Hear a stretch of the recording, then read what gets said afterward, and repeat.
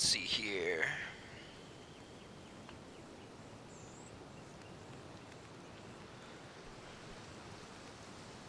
Make sure we get our chat functioning here. All messages perfectly. Make sure I change it here as well. That way I can see all you beautiful people. Alright. So, the end of the last one was anticlimactic. I apologize. This one, let's hope for the best. We've got a new world, new seed. We do gotta make sure we change world modifiers. I still want to do the ×2 resource gathering.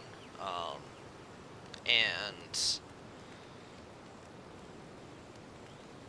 I mean, obviously we have to do hardcore settings. As far as, like, you know, if I die, the death penalty is essentially just wipes the character, I lose all levels and everything. That's just to make sure that when I die, you know, I'm 100% deleting the world. But yeah, I doubt this world's going to be as kind to us. I think I got luckier than I probably deserve on that last one, being that it was the first time streaming one of my runs on YouTube. But that being said, yes, let's get into this one and see what the world has to offer. So we're going to make sure that we got resource rate the same, ×2, death penalty, hardcore. Everything else stays the same. And yeah, let's hop into this and see what happens. Welcome in.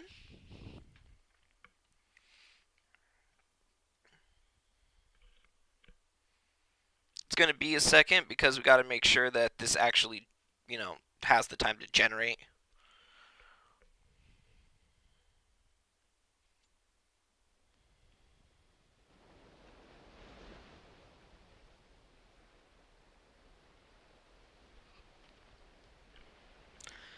Starting a new world is always nerve-wracking.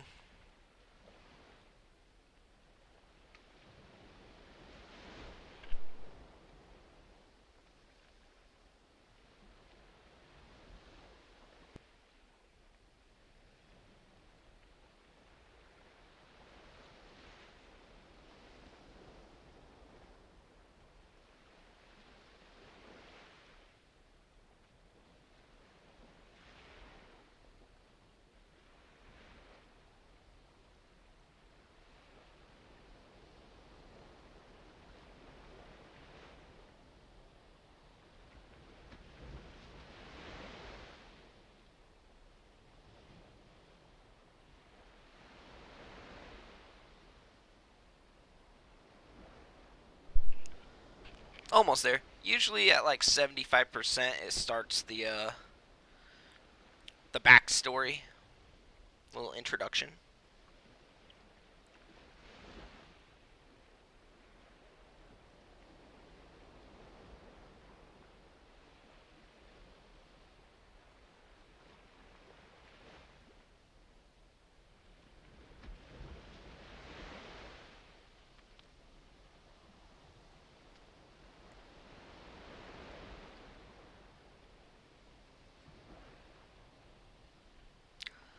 Long ago, the Allfather Odin united the worlds. He threw down his foes and cast them into the 10th world, then split the boughs which held their prison to the World Tree, and left it to drift unanchored, a place of exile. For centuries, this world slumbered uneasily, but it did not die. As glacial ages passed, kingdoms rose and fell out of sight of the gods. When Odin heard his enemies were growing once again in strength, he looked to Midgard and sent his Valkyries to scour the battlefield for the greatest of the warriors. Dead to the world, they would be born again. Valheim. Guys, that's me. Greatest of the warriors. Not even a big deal, right?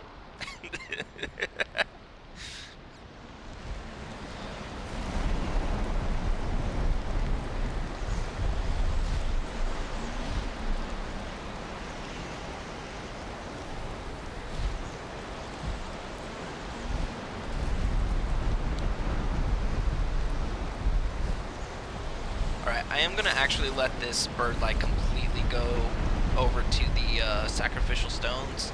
It's gonna give me a little bit of map information. Last time I just kind of skipped the intro.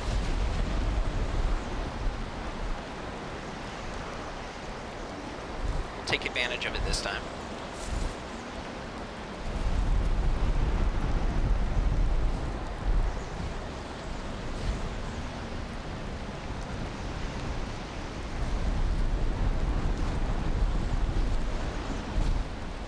Looks like we're right on the edge of the ocean again. Love to see it. We get access to flint immediately. There's a little house right there we can break down.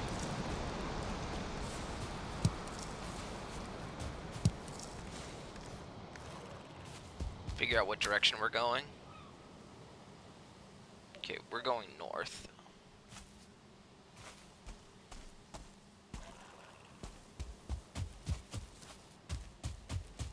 Oh, it's not even an ocean. This is just like a little pond. This might be ocean. Kind of like the little pond, though. Either way, there's flint here. Got a bunch of necks.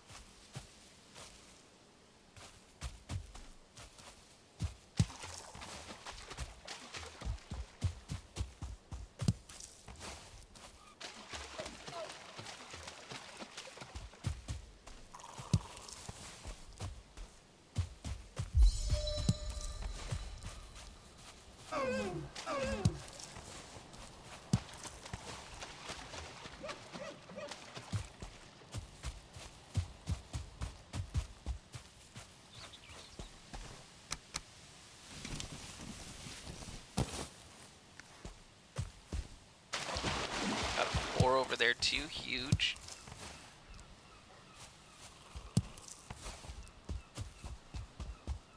Oh, we got 2 boar.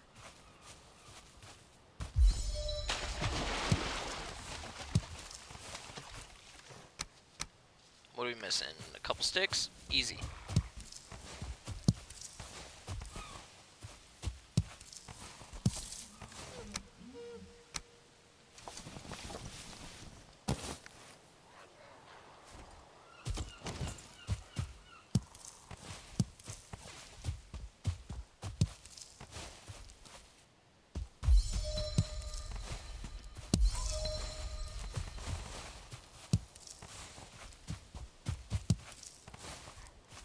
If they'll, you know, not run away. They're not even going in the direction I'd be heading. Selfish.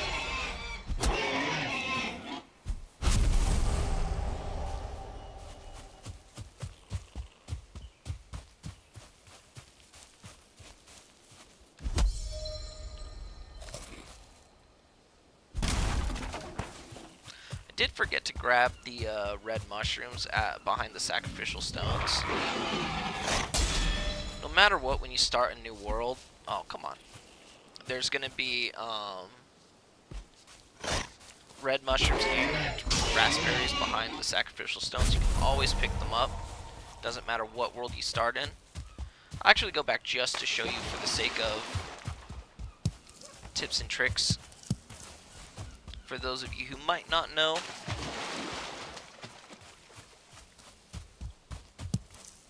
you know, a lot of people that drop into videos like this, you know, you're just starting out. The game has so much information to absorb. It's always good to you know, learn the little bit you can. So yeah, behind this one you can find 2, and then there'll be 2 raspberries right here.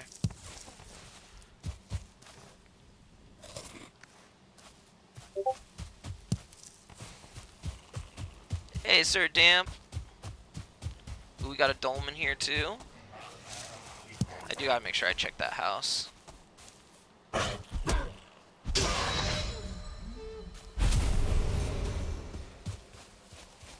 you got bones? No bones. A little bit of gold.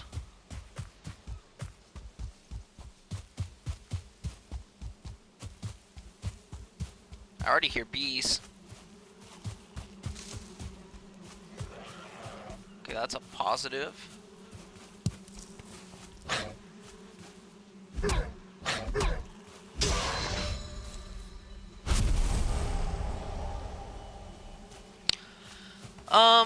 Well, I died. So the stream itself was only about 5 minutes of actual gameplay, just because I started it with basically set up with the Askvin, and the Askvin ended up pinching me. I couldn't walk, I couldn't move, I couldn't pace, so that meant no dodging anything. And then the Askvin shoved me into the lava. So I honestly, like, I ended the stream, and it was the worst way for that fight to go, being that, like, I didn't feel like I even genuinely got a chance to fight. It was kind of over before it started, and so I just deleted it. It was it turned into from like a very hopeful, like, okay, these Askvin could be the right way to go about this, and it just, yeah, it was tragic. Alright, let's use a workbench here.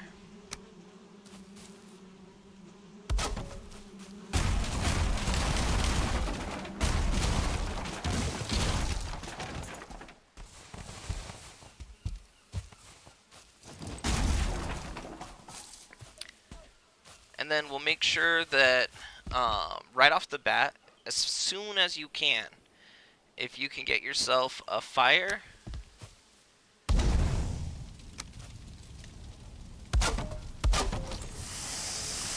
What would it mean? You want to maintain your rested buff as much as possible. A lot of people don't realize that on top of, making sure that you maintain your HP regeneration, stamina regeneration, there's also a hidden buff where you get double XP gain while you maintain your rested buff. So, for any new players out there, make sure that you're keeping that in the back of your mind. And also, you know what, as you're playing, you will feel the difference.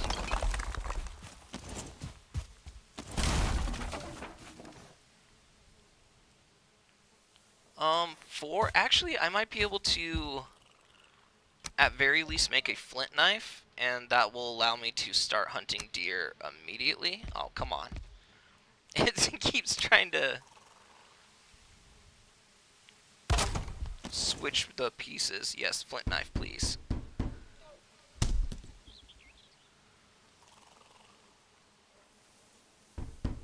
Oh, flint axe. And then we might as well actually use the rest of the wood just to make arrows. It's gonna, make sure that we're not wasting inventory space.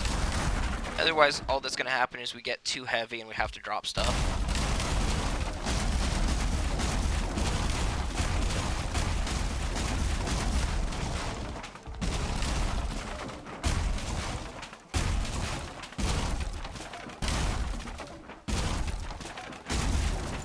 That should be plenty.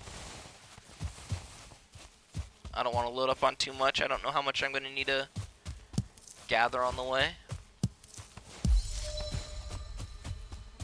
Got a nether house. Dude, nether beehive. You hear that?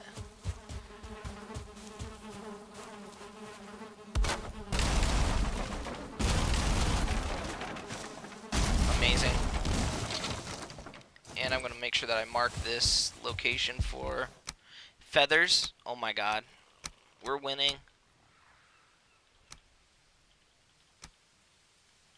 I'm also not mad about those flint arrows.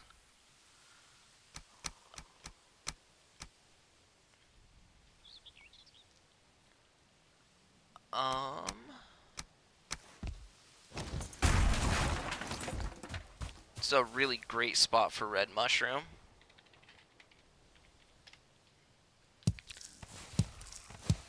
I will say, last run, I felt like I wasted a lot of tin and copper just very early on. I think I want to avoid doing that by just not being able to take all of it with me.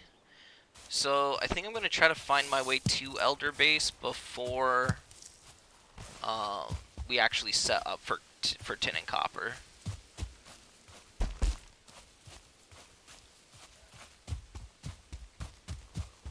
At least know where it is. If it's on the same continent, we should be fine.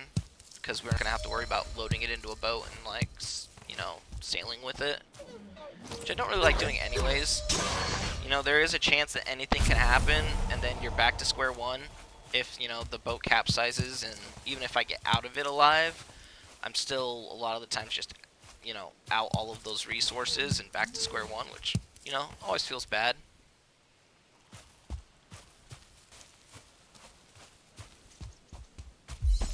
Okay, so we got Eikthyr spawn right here. We still need the deer, though. There's another little house right here.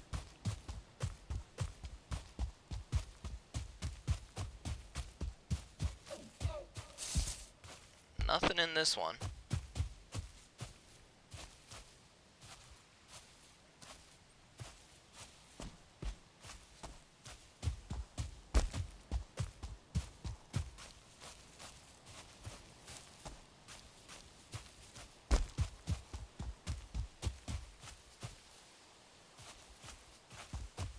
What was that? We got another Eikthyr spawn right here? Okay. That's so ridiculous. I'm gonna mark it just for the sake of it, but like, there's no reason for that. Alright, so we came in here, so we know that this is ocean. I'm hearing these deer, but I'm not seeing them.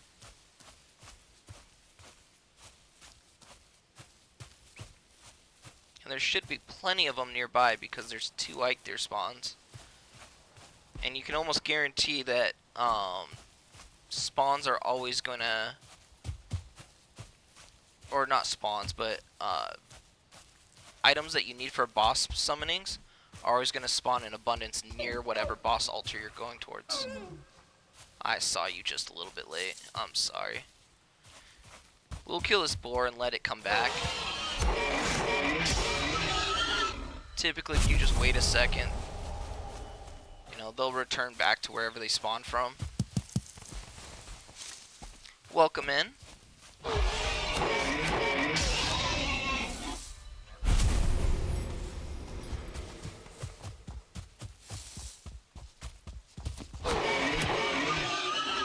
There must be a boar spawn around here. I don't see a boar like stone.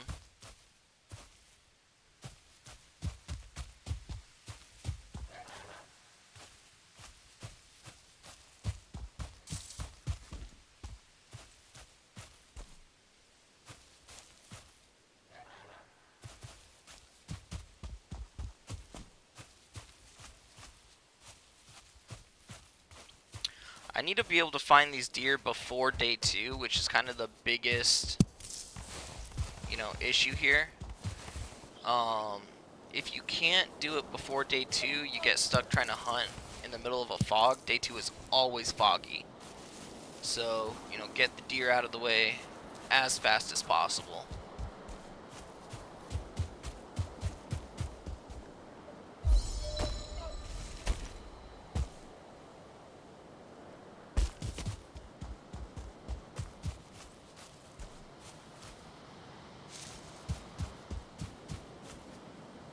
Trying to move a little bit slow here so I don't scare things. More feathers, we'll take those.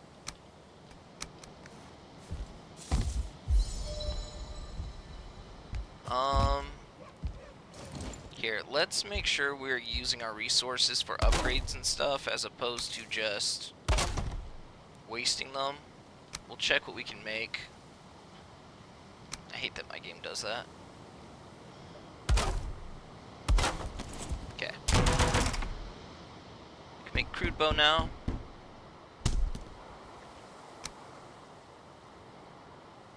Upgrades.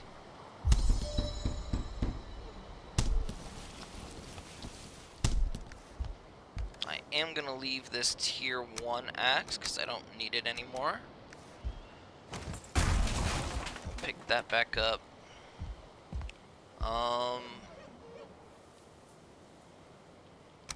Might as well get our rest again.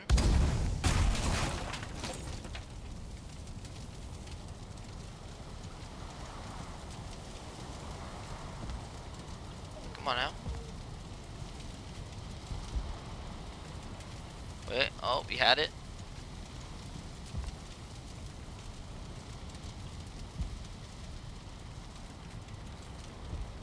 Right there. Cool. Alright. I swear, whenever Sir Damflot is watching, I have the hardest time getting a rested buff. I've used trees and put a 45-degree angle roof piece against it before and been able to get my rested buff. But, there's something about Sir Damflot, man.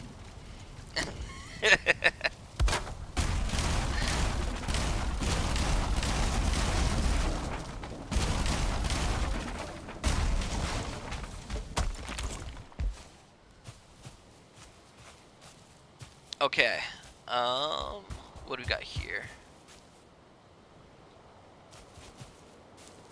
Any chests? Nothing. Alright, let's go back to where we know that there's that deer.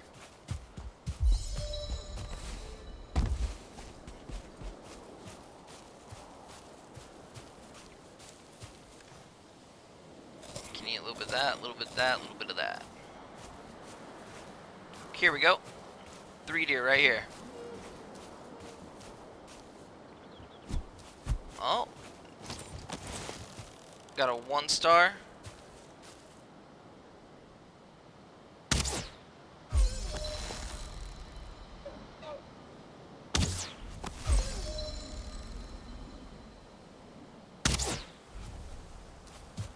There we go.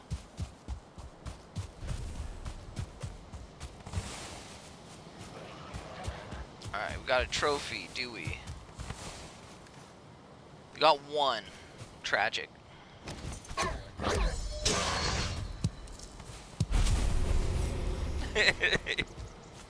He knows.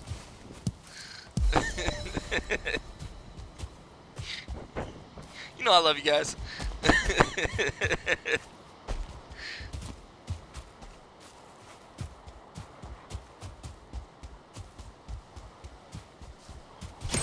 It's kind of a sad excuse for a boar spawn. Just saying. 2 is hardly a spawn. I still hear more deer, so there is a chance still we can make this happen before nighttime.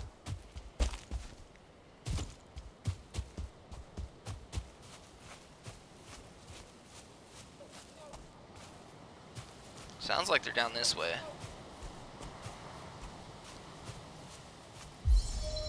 Okay, we are sneaking against something, so they're...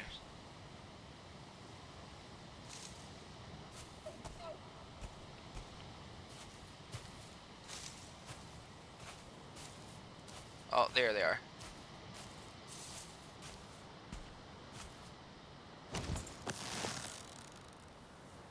Let's see if they got another one just in earshot.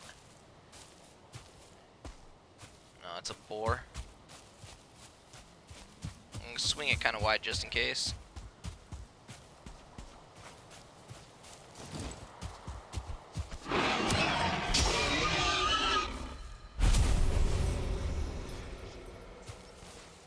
Yeah, I just started this just a second ago. Sorry. You gotta realize that a lot of Valheim is structured around certainties.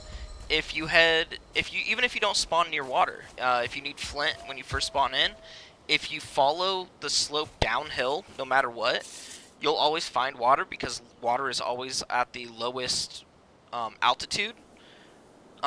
Things like that. Like as long as you understand the game, you can find whatever you need.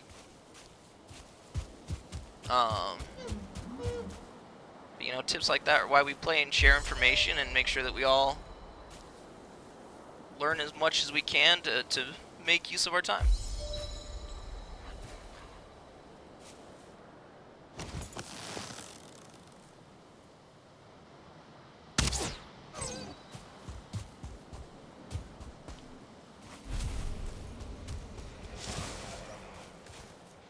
Damn, we're still not getting that last trophy. We're just not lucky with it.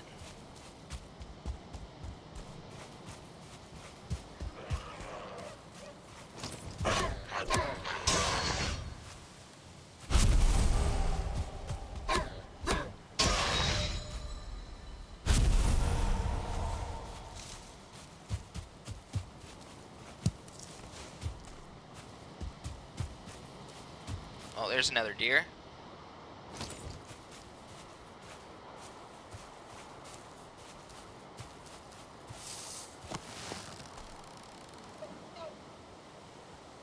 They're all walking.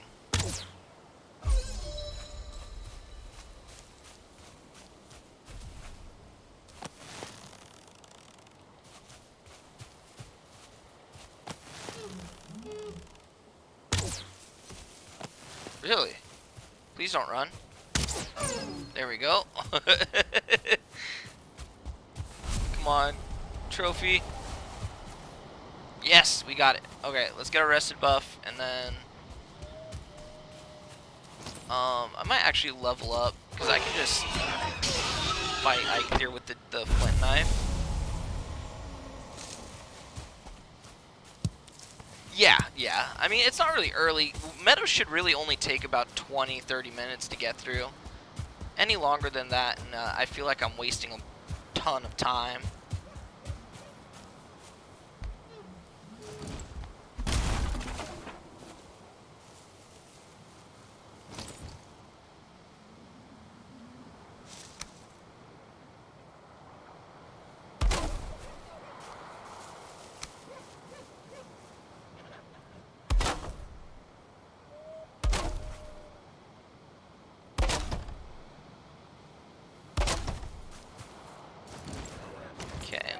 This down behind us. Those guys away. We can get our tier 1 upgrades.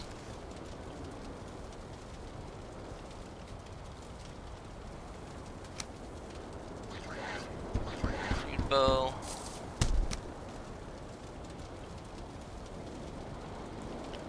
Wooden shield is absolutely a must. We'll upgrade all of these.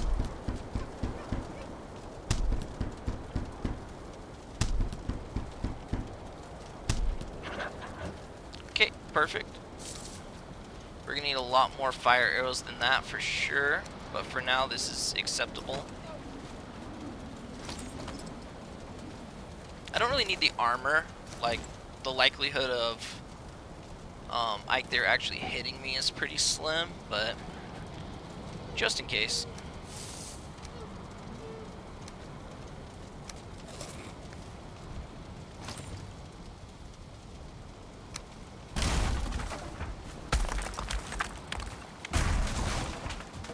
Alright, go get this boss out of the way. I think I'm actually going to go for the one closer to the field. I can drag it out into the opening, and then I don't have to, you know, navigate through all the trees and everything else. I could just focus on the fight, stand still, and basically just dodge in place.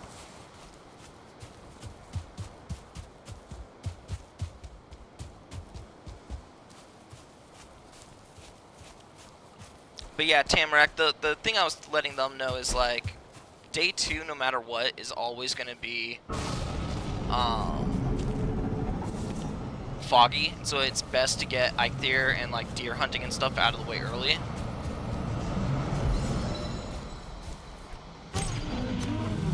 Get that sneak attack off before he spawns.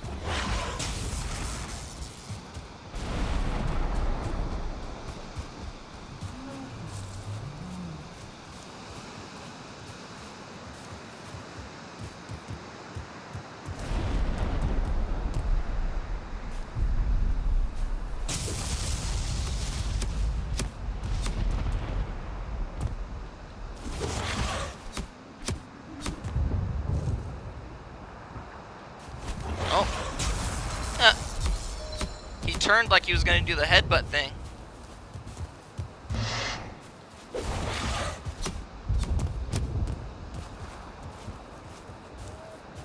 Come here, buddy.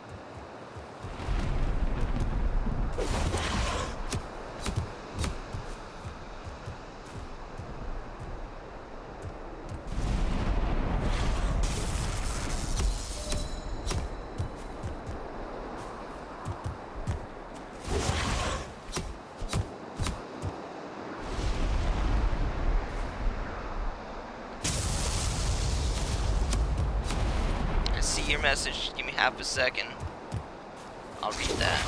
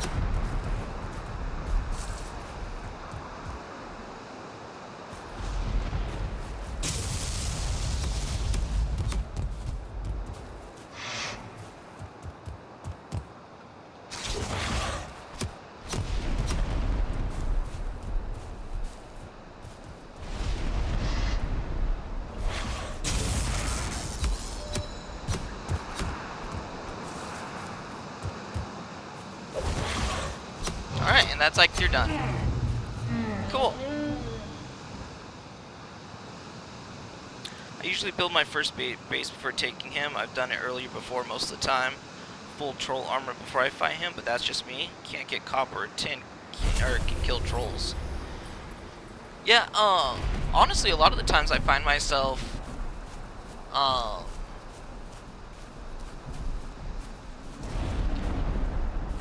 do Ike pretty quick, and then I before I really establish a base, I try to make sure that I find a Black Forest location, specifically on a coastline. That's gonna give me access to where like I just know that there's tin. If you can find a meadows nearby, then you know that you're gonna have access to tin. Copper's basically guaranteed to be near, and that's just gonna stop you having to make tons of super.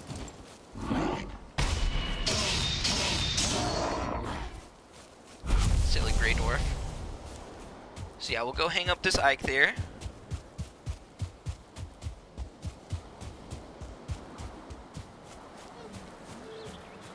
And Amir, I do agree. I think, honestly, as far as boss designs go, I think Eikthyr is one of the most, what's the right word for it? Like, I think whimsical. Whimsical is a strong word for, like, the enticing aspect of what Eikthyr provides. See where these deer are going? I'm not going to be able to shoot that. Get over here, Grayling. You messed up my shot.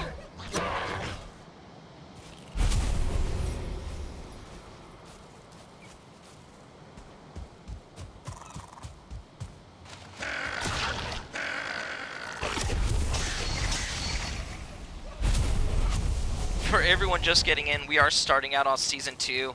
We made it all the way to Fader. I fought Fader literally last night, and now we're here. So that is the 4th time that I have made it to Fader and failed. So lucky number 5, hopefully. This is...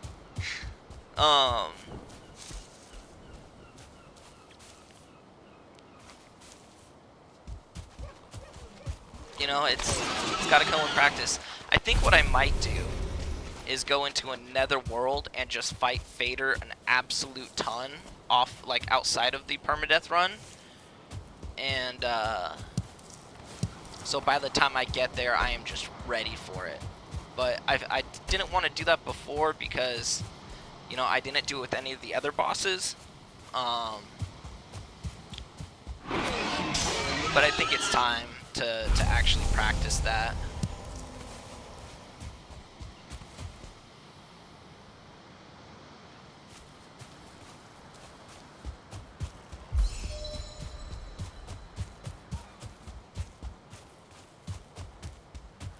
The Fader fight's not actually up. So Sir Damphlock gave me the idea to use 2-star Askven, and the fight lasted about 5 minutes because the Askvens themselves ended up trapping me. I couldn't path at all or dodge Fader's abilities, and then they pushed me into the lava. So that's that's how that ended. I was so salty about it that I just deleted the live stream. But all the rest of that, all the way up to literally the episode right before I beat Fader, is completely up on my stream, front to back. You can watch all of it.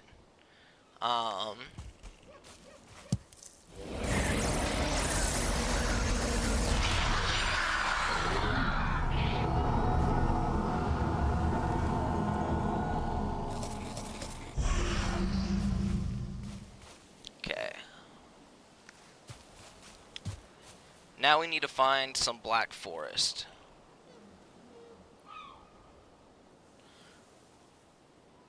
I think I'm going to keep looking up this way. I can see there's a little bit of a darker terrain right here, and it's making me wonder if this continues.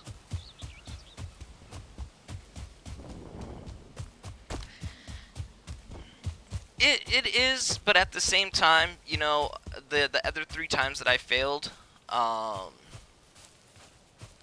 it was kind of, I don't know, I guess there was like a little bit of false hope that I gained from the breeding out and finding the Askven.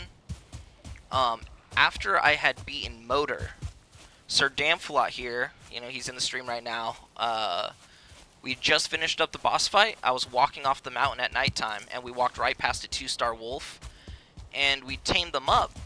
And we had to stay there the whole time. Thankfully, we had meat on us to tame with, because nighttime wolves, if you leave them, they despawn. So we couldn't go back to the base to grab more meat. We had to just tame it on the spot right there. So we tamed it up, and then I actually used those to fight Yogluth. And they took Yogluth down to about 25% HP before I just had to finish it myself. But I was like, man, I can just overshoot it. Instead of taking like 20 wolves, I'm just going to take like 50 Askvin. And it was way too many Askvin to cram into that space. I was like, I'm just going to make sure there's enough to definitely kill him. And yeah, it wasn't.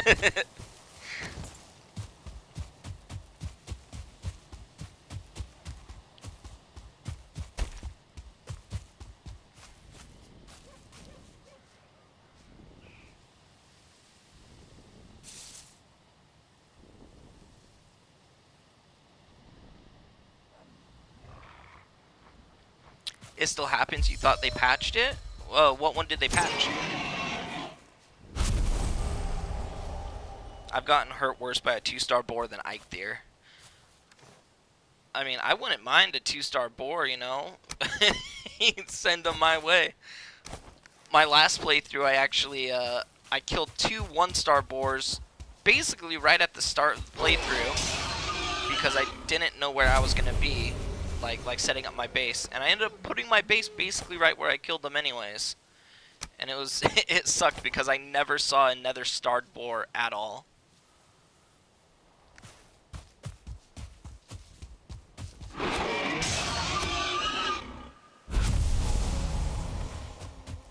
Okay, we do see that there is Black Forest here.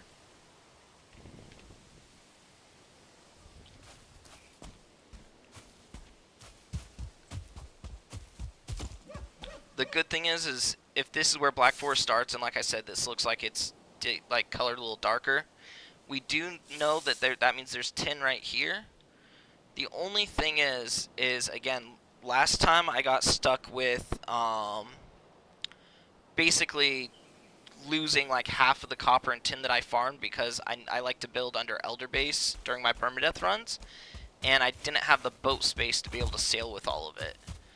So I think what I'm going to do is just try to go into dungeons and find Elder location. We'll get to Elder and then we'll focus on the copper and tin this playthrough. 2-star wolves despawn while taming. Oh, I actually didn't know that it was a bug. I genuinely thought that nighttime spawns despawning was just intentional. All nighttime spawns just disappear. So, it wasn't one of those things where I figured, like, if you're out of render, it makes sense that they would just go away.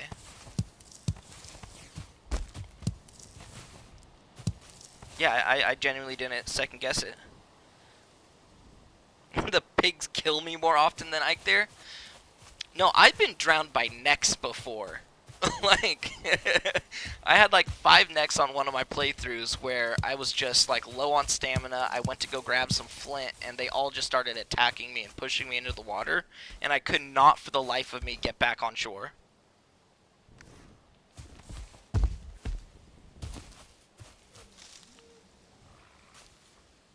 Oh yeah, yeah. Building under Elder is just really nice for permadeath runs because it keeps you safe from raids altogether. The main thing is that, like, sometimes it's easy to get complacent, especially when you're just farming or crafting at your base, where, like, before you know it, you look down, you have no rested buff and, you know, no food.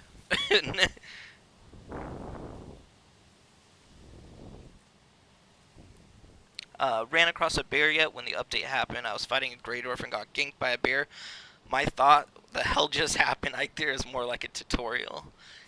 Yeah, Eikthyr is 100. The whole Meadows is kind of a tutorial. But as for the bear, yeah, I actually came back to Valheim at the start of Call to Arms. And I was completely unaware of trinkets. I was completely unaware of bears, and I was like, oh, it's a black forest mob, that's fine. They are not black forest mobs, okay? Bears are easily, like, tier 3 level difficulty. Especially that, like, they're pretty resistant to all of your damage options at that stage in the game. At least the ones that I go with, so, you know, maybe that's more of a me problem than it is a player-based problem. They push you along and woof, you cross the water. Not when you're already drowning. Like when I was basically just like sprinting like this along the side of the river, and when I went to grab the flint, I was already out of stamina.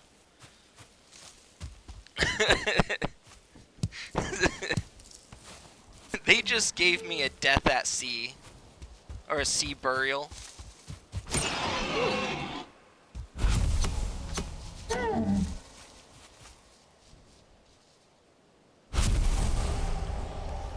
Alright, we definitely don't need all of this meat right now. We're just gonna toss most of it. I'm looking for just any house that I can post up and drop a rested buff real fast.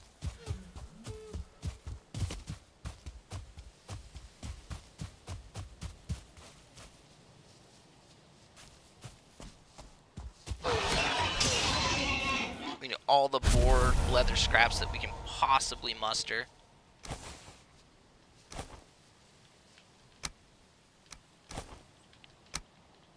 I kind of want most of my wood still. Also, everyone else just joining, welcome. If anyone has any questions about the game or anything, you know, not even my game, but like yours alone, anything that you might be stuck on, or questions, concerns, things you're wondering, you know, either myself or other people in the chat are very, very knowledgeable about the game, and we have answers. So, you know, the best thing we can do is just help each other succeed. Doesn't hurt my feelings at all here. Yeah, the little lifeguards wanted to help me, or teach me how to swim. Sink or swim, they just tossed me out of the boat and watch what happened. I went back and ended up burning him while just... Oh, I've actually seen that. Yeah, you can kill the bears with the campfires and just 2-meter walls.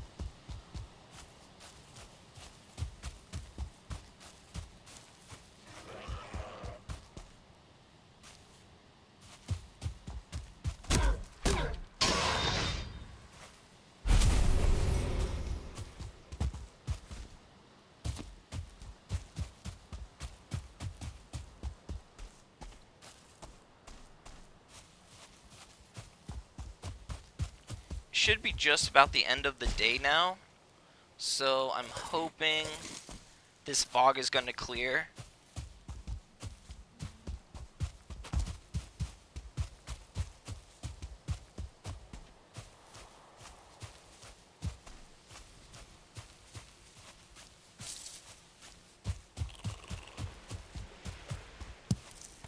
Red mushrooms, we'll happily take those.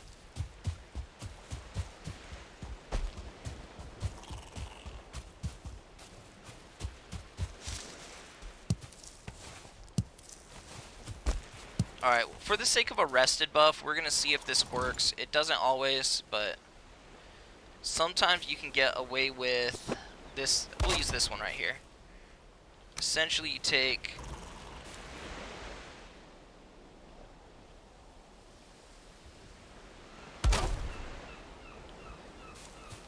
that, and then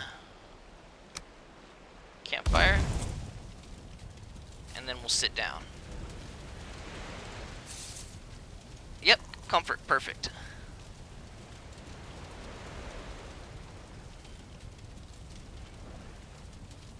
It's not giving us comfort 3, which is a little bit disappointing, but at least it's some kind of rested buff. Perfect.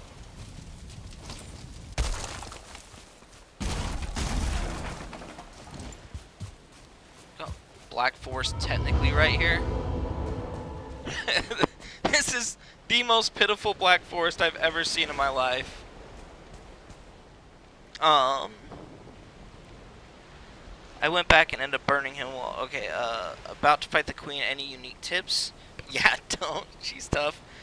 Take a look at the speedrunner kills the queen. Maybe it'll help you. So if you're gonna fight the queen outright, one, feather cape. Two, a lot of people will actually use wisp lights in the queen's cave. This is gonna allow you to, actually be able to see through the mist a little bit. Use ooze bombs to take out the broodling, like, miniature spawns. You'll see all the eggs around. You just chuck one ooze bomb on each of them. It'll take care of them, so you don't have to deal with them in the fight. And then, what else? Staff of Embers is really good in there.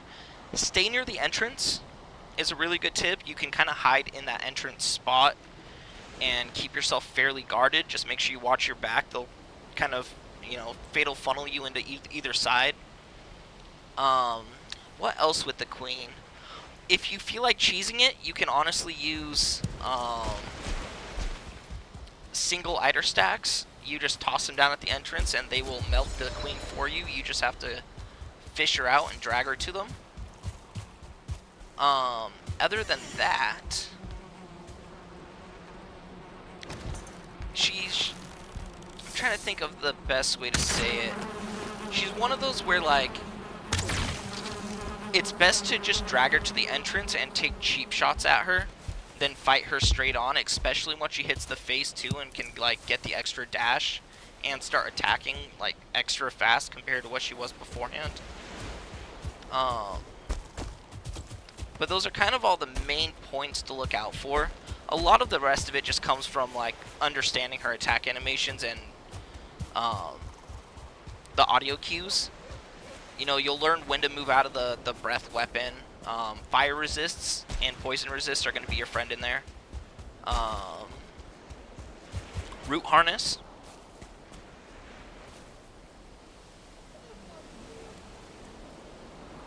Hundreds of hours and never get near the queen? Oh my god, I think I was at Fader before I hit like 70 hours. That would be insane. You definitely could. You can spend all the time in the world doing whatever you want in the game. But, like, that seems like a hell of an investment.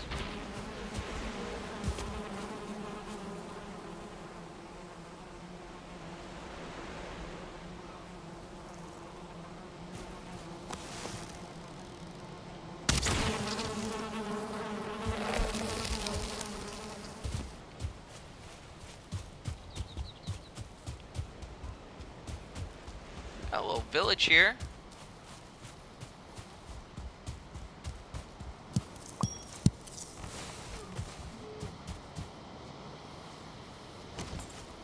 One-star boar.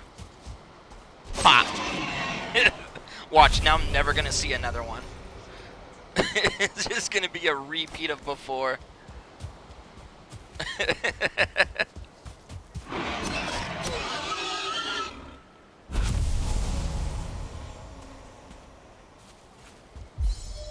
We'll check to see if these have, like, treasure chests that we can get feathers out of, so I don't gotta hunt them myself. We should take that. That is a boss location right there. I can see the red glow. So let's... Perfect. That's exactly what we're looking for. So we found Elder location. Let's just... Oh, and there's a bunch of flint here, arrows. We can set ourselves up to fight a troll if we need to. I would actually prefer fighting a troll, like, as soon as possible. Tier 1 upgrade. We're farming for Tier 2. How close are we? Perfect.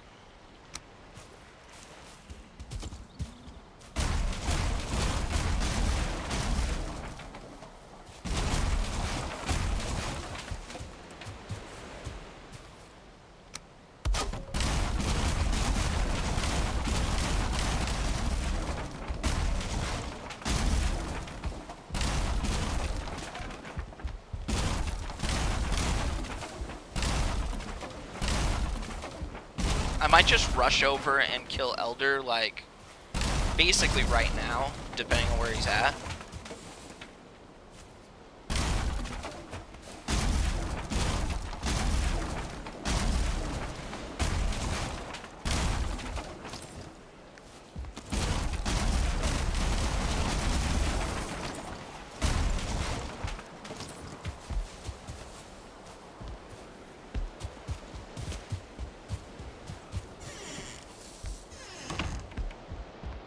Okay, that's...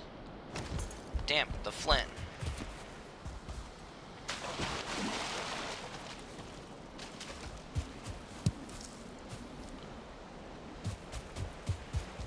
I'm gonna have to put away the wood.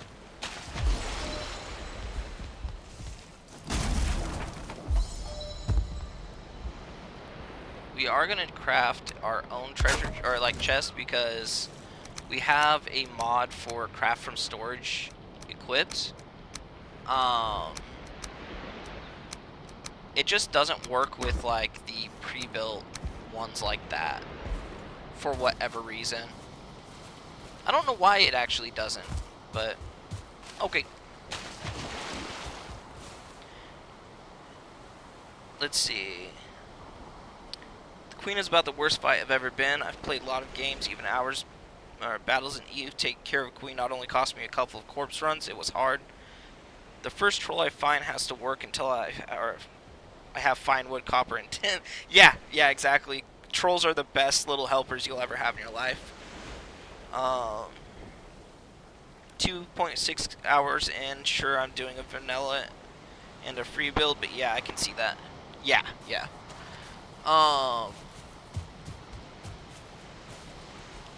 When it comes to troll farming, like, early on when you have no levels on your pick, it takes absolutely forever to farm any copper. And then just being able to sequence break a little bit and get access to a fine wood bow just to make the Black Forest a little bit safer for you is a huge perk. If you ever have the opportunity to drag a troll into the meadows, not only is it going to be an easier fight, not having to deal with the Grey Dwarfs, but, you know, as long as you have the timing down for the perfect dodges, you can get as much resources from them as you want.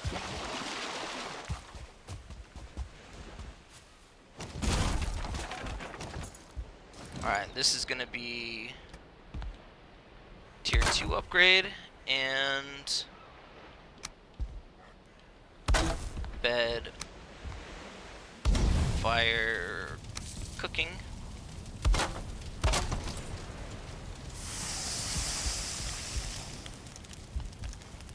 Let's see what we can upgrade. We had like perfect amount of leather scraps.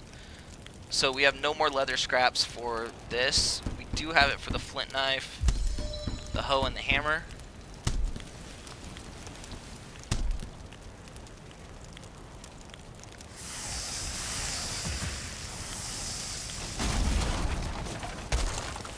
I'm just gonna grab those. I'll put the fire back down and just sleep. We can actually drop, where is it?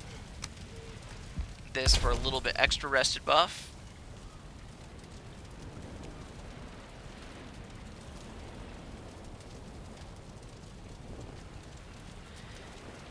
Yeah, Tamarack. So Tamarack is 100% right. If you ever knock down the, like, just Elmwood into them and they fall over, you can roll them into each other and break them the rest of the way.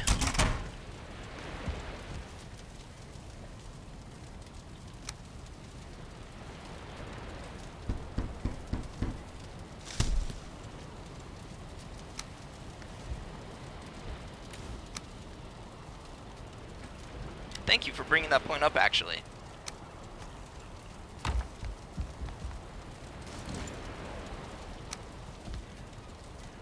Ooh, the thing I was forgetting about, fire arrows. Okay, we're gonna have to do a little bit of farming for fire arrows this morning. Good thing there's tons of saplings around us.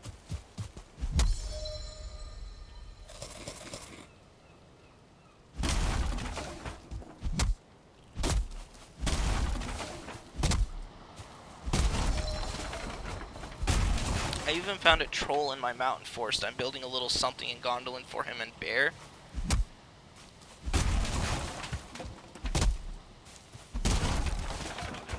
After this stream, Sir Damphla, I'll make sure that, like, I kept saying it, and I made it through the entire other playthrough just rushing. I never made it. I'll get a Discord put together for us. I could actually start posting the link on my videos all together. Let everyone know when I'm going live, things like that. But I would actually really enjoy, like, building is one of my favorite things, and I don't get to experience building as much as I would like, being that I do permadeath runs. It's really hard to invest a lot of time into builds that I love just to have a character die on me and have to start over.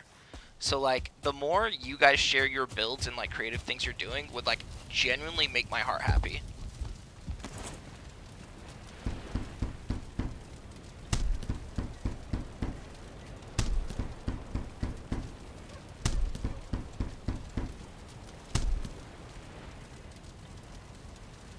Okay, and that's out of feathers. I mean, 100's good. I can look out here, but it's kind of a small meadow to be, like, relying on birds landing here. I honestly don't see it happening. So, that being said, let's pack up our stuff here. We're kind of living a little bit of a nomad life this playthrough.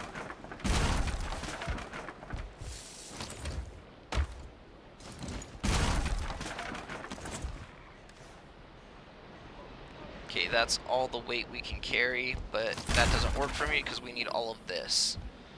So,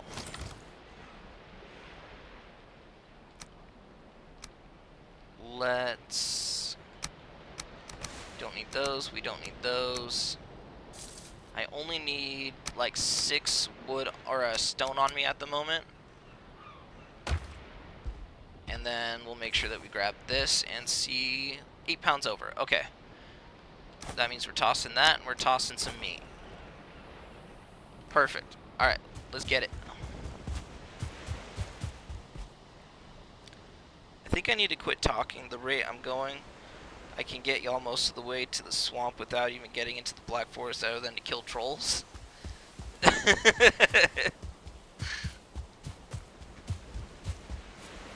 Hey, it doesn't hurt our feelings at all. Like, honestly, if you guys are having a good time, I'm having a good time. Like, I said it before, I will say it again. You know, if you guys take anything away from my streams, outside of tips or tricks, my only hope is that when you guys leave here, your day's just a little bit better for having come down and spent a little bit of time with us.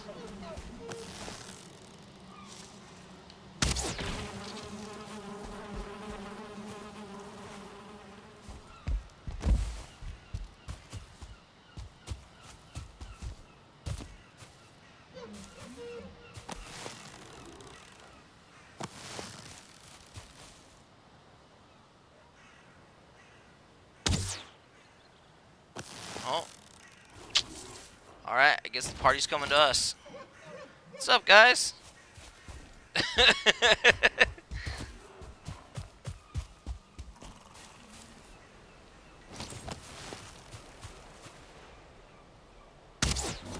Oh. I can't ever aim with the crude bow. I don't know why I try.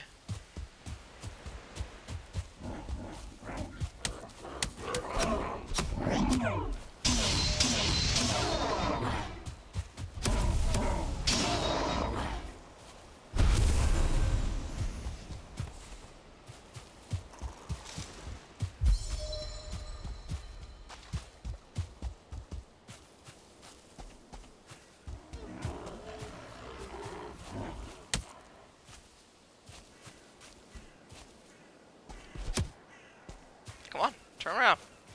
Where you going, buddy? Hey, I'm behind you.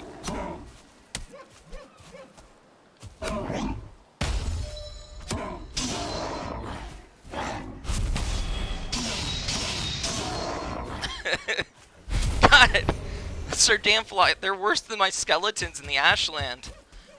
I literally had to, like, go behind my skeletons and sprint towards them to push them towards enemies. Got a bear here. That's not exactly what I want to see.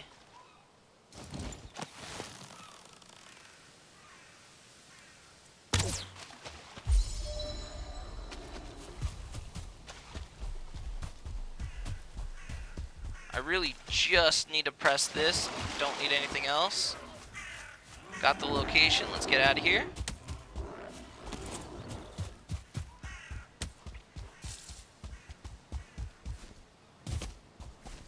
We'll get somewhere safe and we'll check out where it's at. I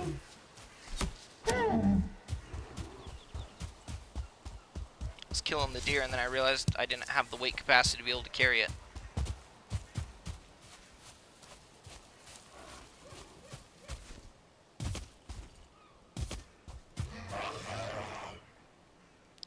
Completely honest, last few runs I've completely bypassed the Black Forest other than killing trolls. Pretty much just went to iron. The Bronze Age is such a grind. It is, but you also need to realize that, like, I'm in a permadeath run.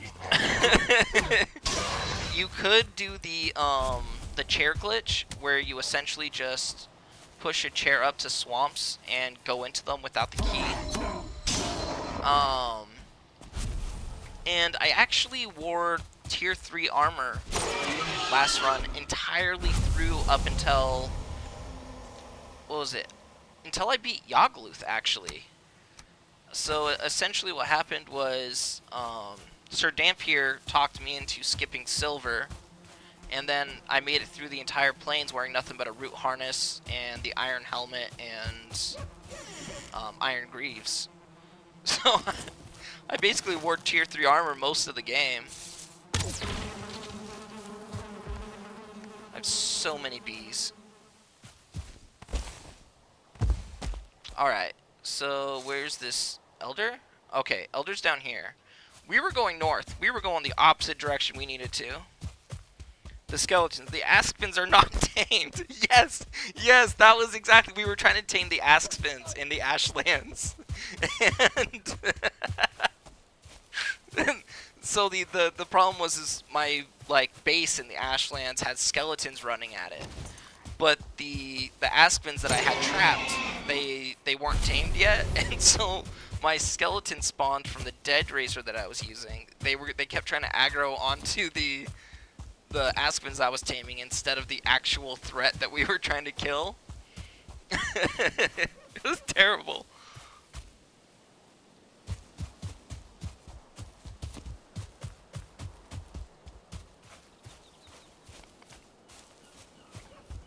I will say it is kind of nice being back into a meadows and Black Forest where, like, not everything I come across is a run ender. Kind of get a little bit of a breath, a space to just, again, decompress. I was really grateful that Ash's Antics was streaming, just because getting to hop in and just kind of hang out with everyone for a second and, you know, having a chance to step away from my own run before I hop back into it. I feel like I needed that. I'm really grateful for those guys. I've done that, and yeah, tamed wolves are good. I like them. In my opinion, silver isn't worth the mountains are worth going into, but not for metal. Yeah, honestly, mountain dungeons aren't really worth going into. If you can find a boss location outside of the dungeons and skip them completely, I don't like Fenrir armor, or Fenris armor, whatever it is, so, like, skipping those and, like, not having to interact with cultists, I'll take that any day. But it's so reliable as far as a way to get boss locations, sometimes it's hard to skip.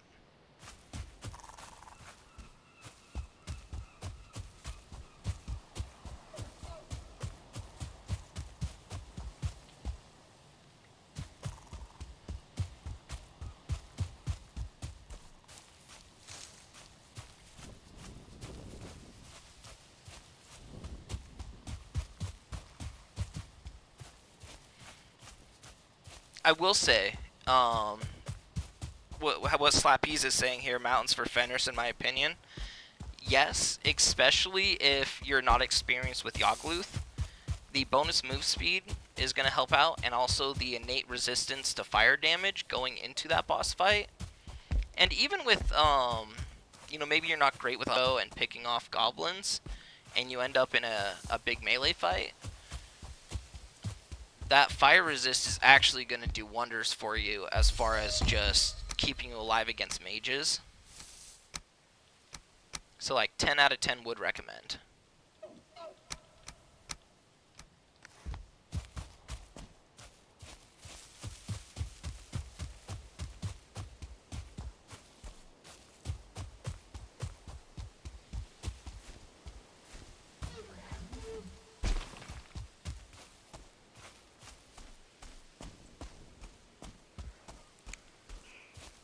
Yeah, but also, like, by the time you're fighting Yogluth, you have access to barley wines, so that's kind of why I don't like them. And also, you need the full set to actually get the fire resist bonus, versus being able to use the root harness in case goblins join the Yogluth fight. Because again, you know, if you don't have a way to get it in low super fast, like a bunch of 2-star wolves, that fight's gonna go into the night. You're gonna have to, like, halfway through it, deal with nighttime goblin spawns. It's almost guaranteed. Oh, there's a little mountain over here. Okay, I see you. Really, I just need four.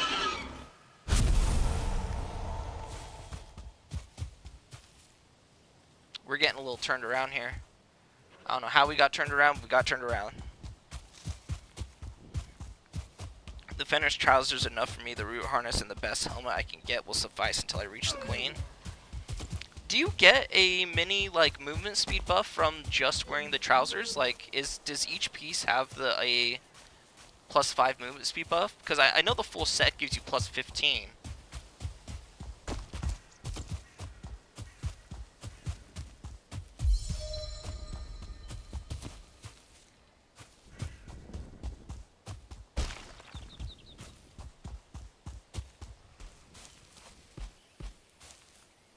What happened the first time you run into a golem? What is that? You died.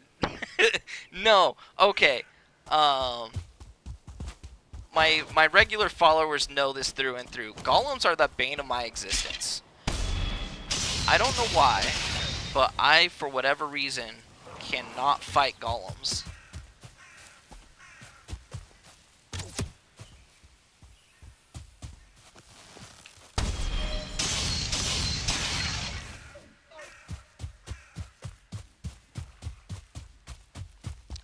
My last playthrough, I literally trapped 2 golems in their own holes and used them to train my elemental magic in the Mistlands before going into Ashland. They just stayed there the entire gameplay. I dug a hole, jumped on his head, and got free crystal. Golems are favorite prey. Air Slappies, I got a deal for you, okay? You take care of my golems, and I'll take care of your growths, okay? Golems, like trolls, are little helpers in this case. They like to hunt wolves. Ooh, that is true. Sometimes you can just aggro them onto each other and, you know, call it a day.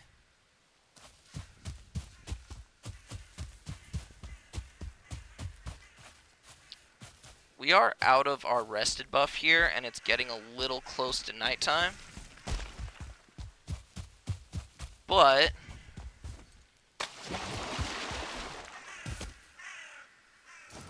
it's also looking like,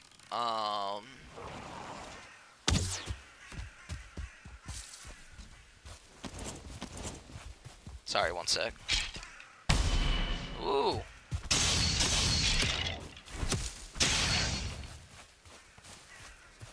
Okay. No, what I was saying is it's also looking like, God damn it. Everyone, I gotta focus here. I'm gonna get shot in the back. I don't have the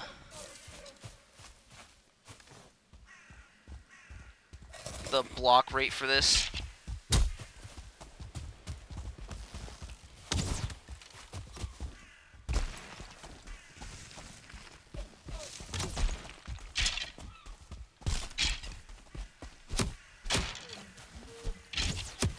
Okay. I'm gonna hide behind this tree here and grab a little bit of stam. There we go. Now we can deal with this.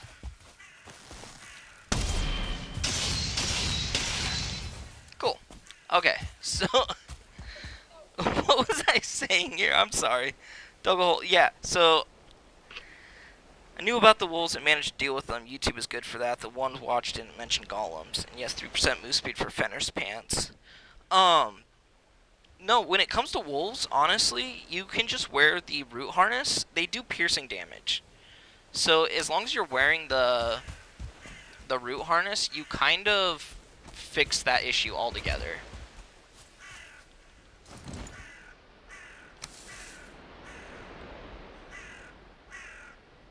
Like, I cannot recommend root harness enough for anything, like, all the way through until Ashlands.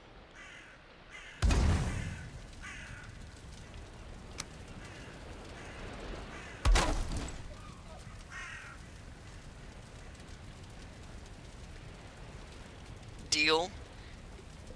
the fighting the growth things. Yes. That is 100% it.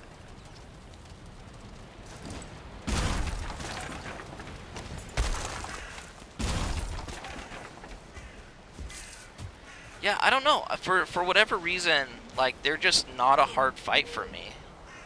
Like, I don't think anything of it.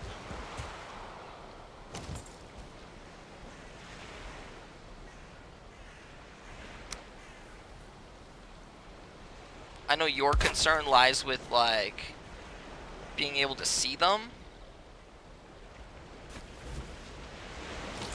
But, like, frost arrows are my go-to. I love having frost arrows on me. And they just melt through growths. Invite me to your server. Honestly, I would really like to have, like, a viewer game, like a casual game that we might be able to do at some time. If you guys want to coordinate with me sometime where maybe 1 or 2 days out of the week we can find, you know, a few of us to hop into a world together and just play through it, I am 100% down for that. That sounds fun. It might be a good step away from this, and also I think just further viewer engagement is never a bad thing. You know, we're all just here because we enjoy a game. There's a troll cave right there. Let's switch to our fire arrows here.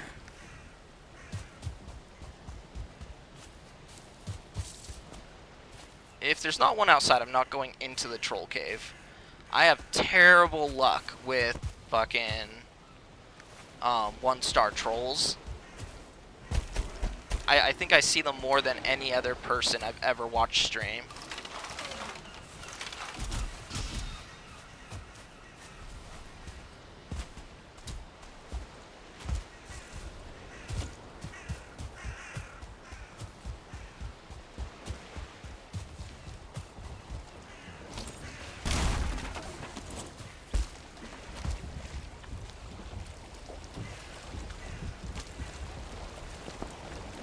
Alright, well, we don't have wind in our favor, so we got time to talk.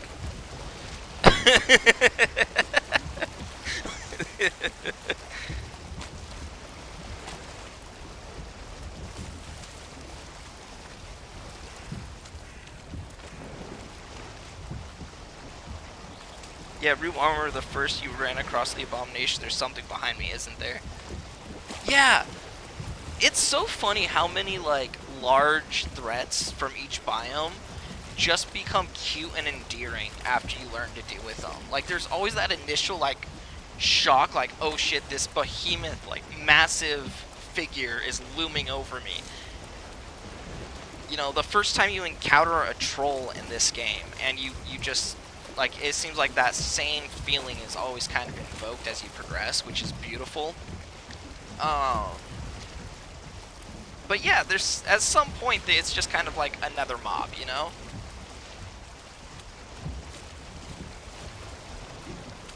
Panic running across too far. Here, I'm going to... for my clever community, Otterlodge. I'm literally just setting up a Valheim server as we speak real quick.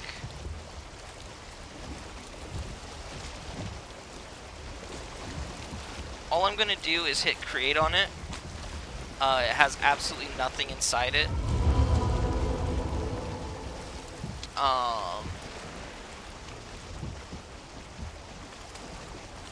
And then I will take the time to actually set it up.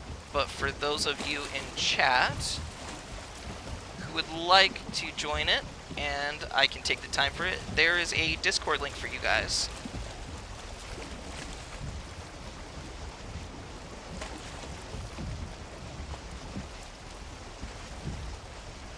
You know, I'll be sure to make sure that there's like a tab for,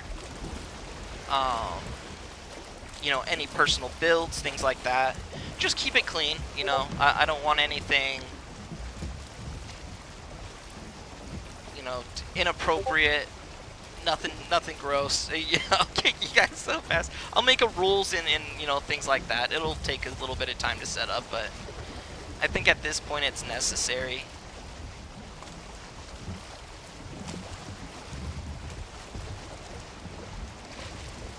Especially from the other day when I had like 40 or 50 people in my voice or my live chat. It shocked the shit out of me. I'm normally panic running because I went too far. Totally make it so. Same here, running equals level 100. Yes! Oh! My brother used to hate it because constantly he would like just want to go to bed, and I'm like, either I didn't have a workbench on me, or I didn't have the stuff to make a fire, one of the two. And I would be so deep into like the next biome exploring, or, you know, I'd be hiding in the skull of a skeleton in Mistlands, like 2 days travel away from our base without a portal. And he's like, you always do this, like, you just need to like take little trips as far as we need to, alright? Like, we can't keep doing this. And then, sure shit, what did I do? The same shit. So I feel that, man. I love exploring too much. I get carried away, and then I get in too deep.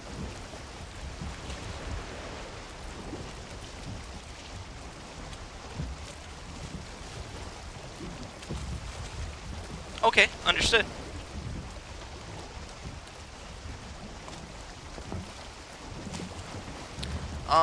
My brother does have a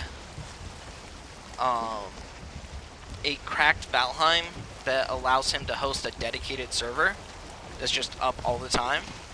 I could ask him how he does it, and see if we might be able to make it happen that way. Even if he's able to run it off of his computer, because he has an amazing computer for things like that. And, you know, if it's ever not running, I can just hit him up and ask him to restart the server, because that happens every once in a while. But I do have tools at my disposal to make something like that happen.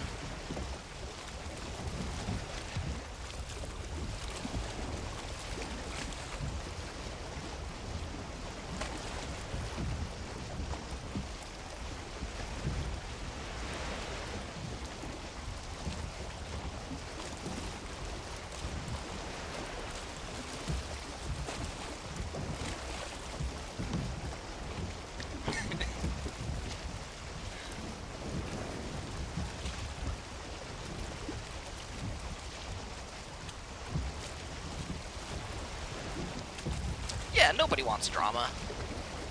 We're all just trying to kill time with a dinky independent game and, you know, enjoy our lives.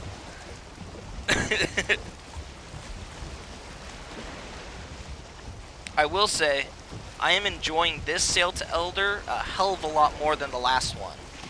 I took a gamble at either going north or south. I will say the gamble paid off, because we found Trader, Turnips, Abominations, and we got a portal down at a Bone Mass Swamp before we knew it was a Bone Mass Swamp. And there were so many, like, birds that we took out with that stone. But it took us forever.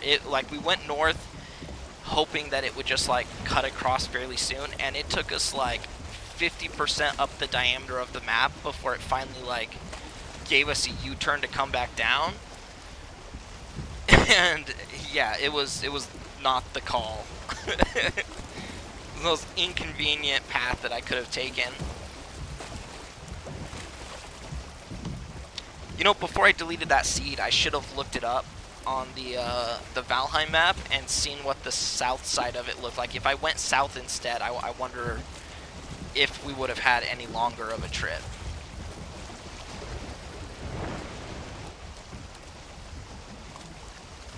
I like these indie games. Any of you ever played Long Dark? I haven't played Long Dark myself, as much as I play every survival game under the book. It's just one of those ones that I haven't put a lot of time into. If I open up my Steam, so like the survival games I play the most, I have 15,000 hours into Ark Survival Evolved. I mainly just play PvP. Enshrouded, The Forest, Sons of the Forest, Grounded, Nightingale, Pal World, RuneScape Dragon Wilds, Icarus, and at the moment, I am like 100% waiting and anticipating Light No Fire.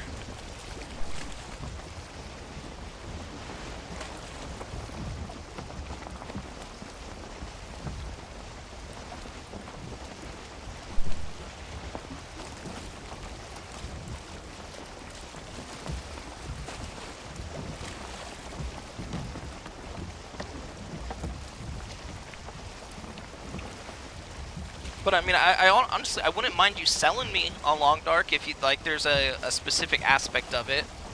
You know, shoot the shot. Like, tell me why should I be playing this game? I'm all ears. I'm never gonna turn down or like turn a blind eye to something just because I disregarded it in the past.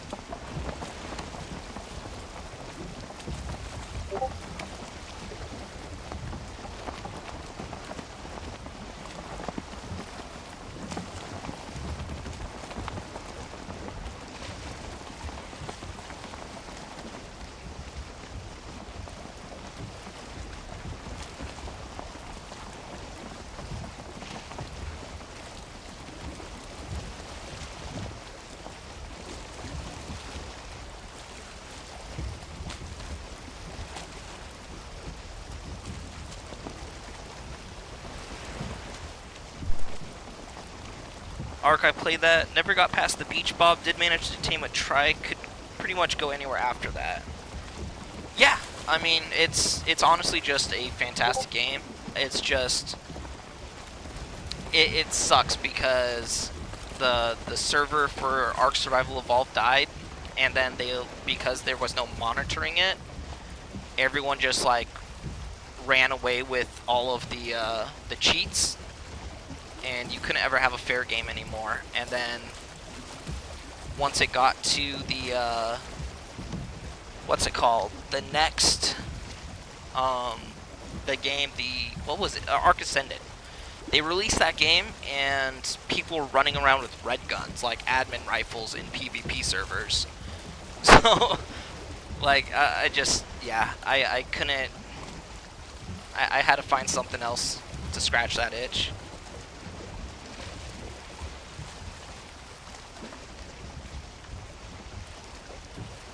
The Long Dark is pretty much a straight survival game, very cold, and the wildlife is already pissed off at you.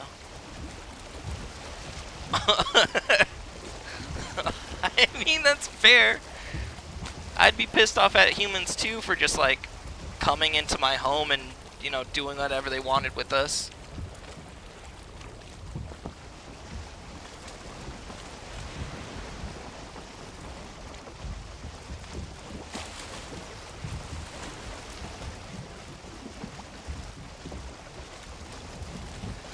Guys, this could be very bad.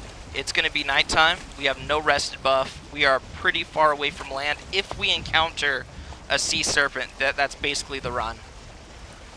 Elder is over there, but I'm not sure what the right call is here.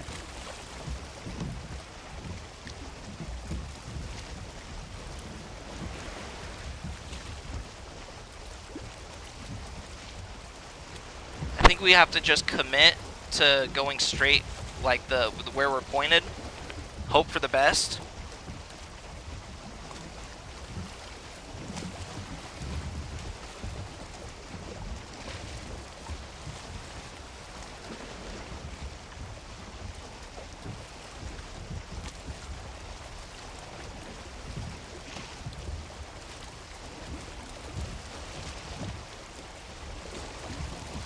We just need to land somewhere, anywhere, and get down a bed to sleep through the night, like ASAP.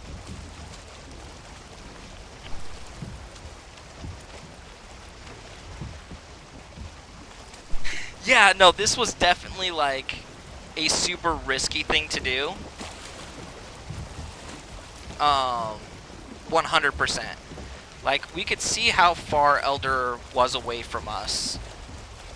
And, we still committed.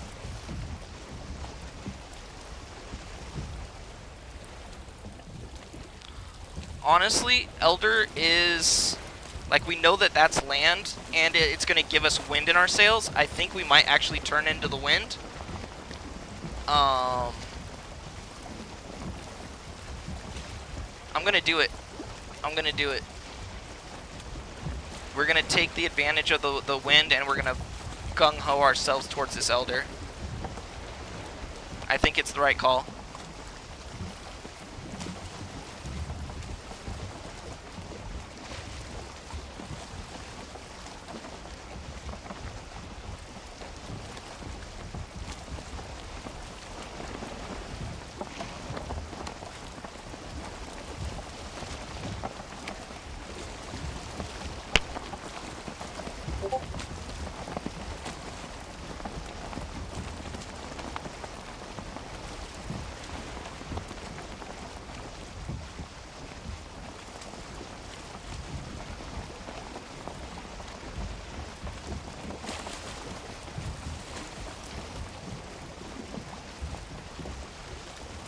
Oh, come on. Wind.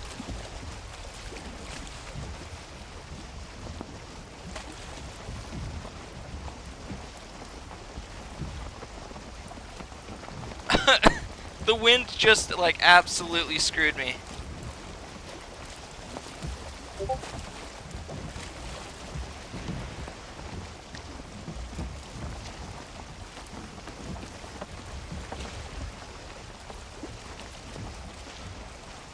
Well, guys, we're at the mercy here.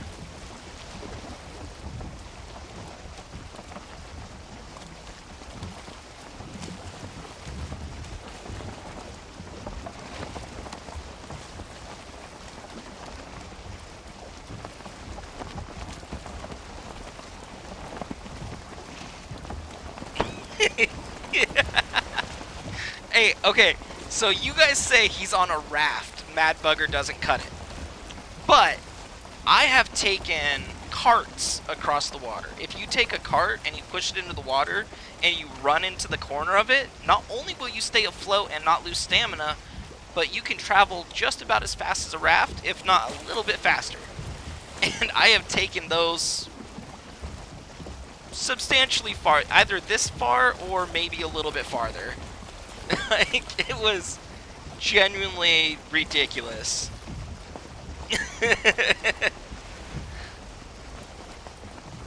But that's because, you know, I was out of iron nails, but I had bronze nails, and I was like, alright, fuck it, I guess this is what we're doing. Hey man, sometimes you gotta cross an ocean.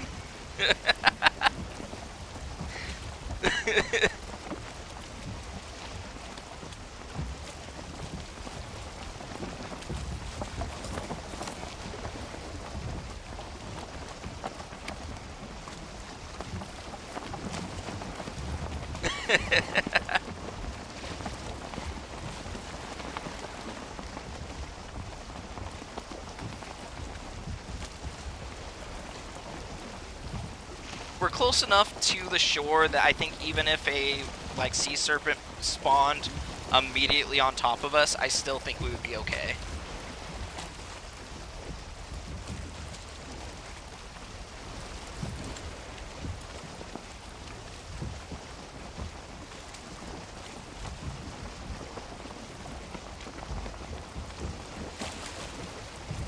Honestly, I would take some sea serpent meat. I mean, fire arrows aren't going to do much, but we got flint arrows.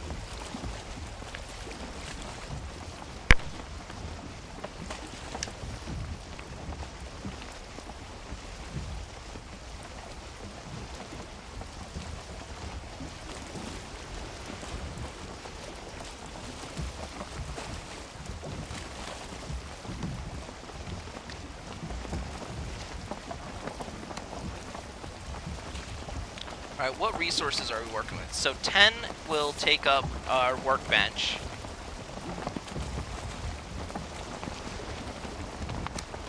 Okay, we have to toss some resources here before we even land. It's not optional.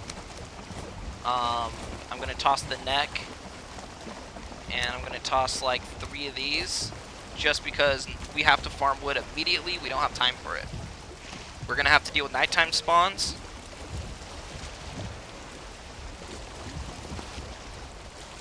Oh, it's raining, Otter. Oh, crap.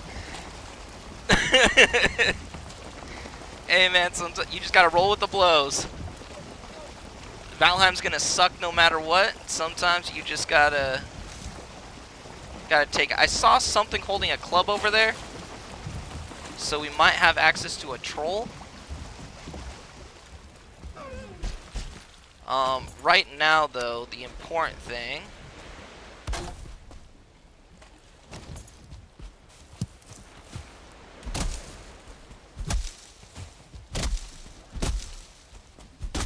I see you.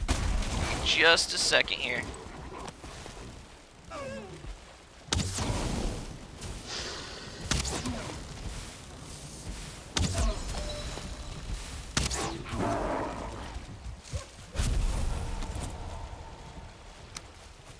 Okay, that's a bed. What's up, guys?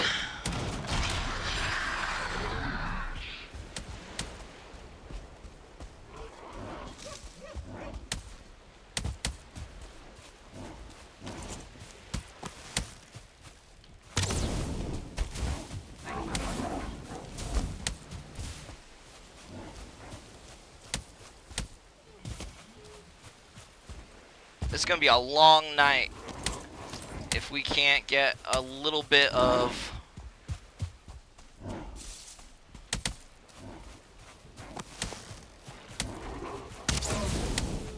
just a little bit of breath. I'm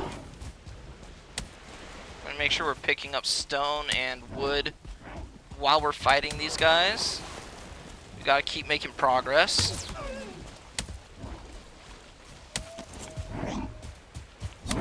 One more down. Oh.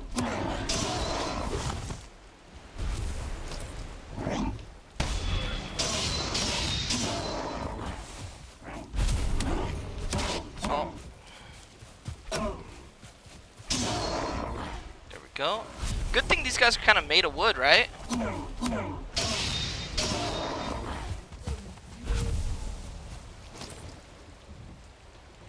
Alright, this is going to be our Grey Dwarf away.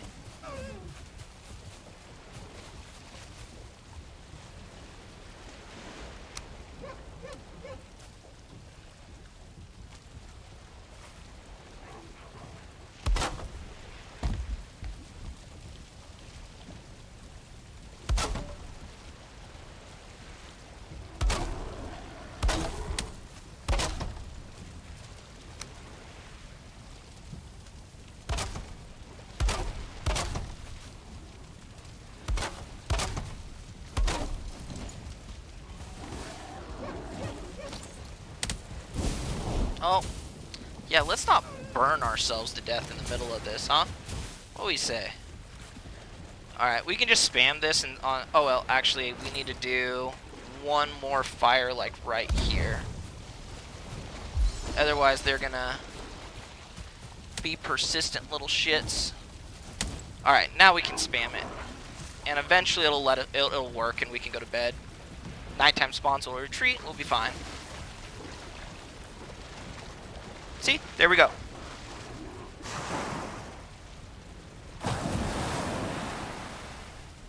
Hey, Chronic. Good to see you in here. Sorry, it took me a second to respond. I was dealing with a little bit of chaos. Hey, Shaman, right out the gate. How'd you get so lucky? There's a brute around there, too. Wouldn't want to see you left out of the fun. Yeah, no, absolutely. But, like, at least Grey Dwarfs have a very, like, blatant weakness of just fires. So, while you're fighting them, as long as you can, you know, get a couple fires down, you know, you can create enough space to build a little hut. But what I'm really curious about is I'm pretty sure I seen a troll over here.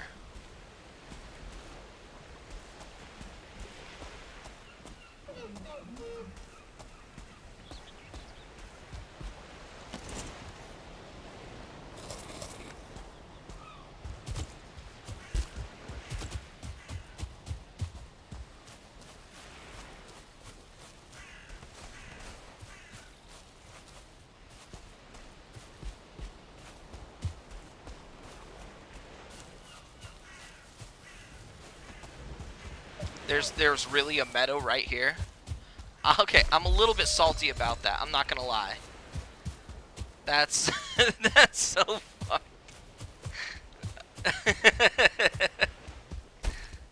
Okay.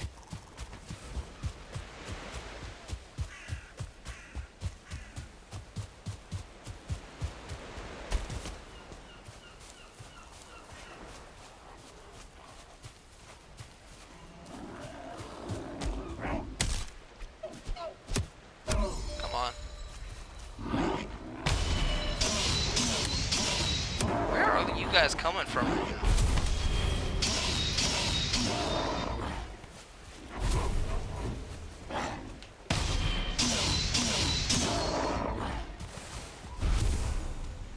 Alright, while we still have time in the day, we need to get back on this raft and get our booties out of here.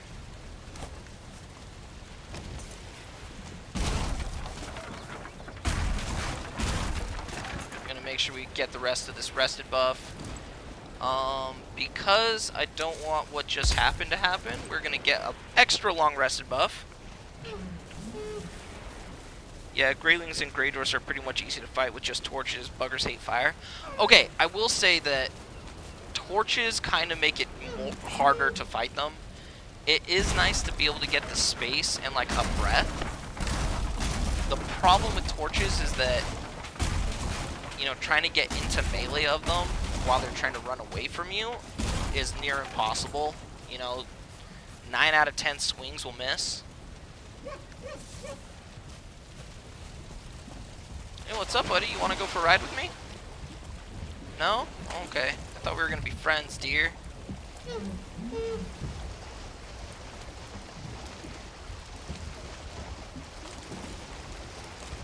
Alright, we're gonna back this up. Turn our arrow here and then go straight forward.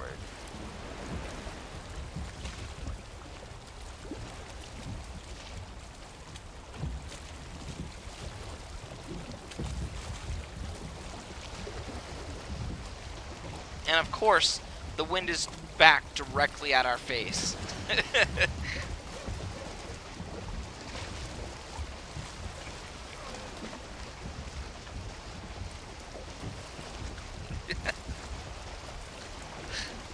I appreciate that, Chronic.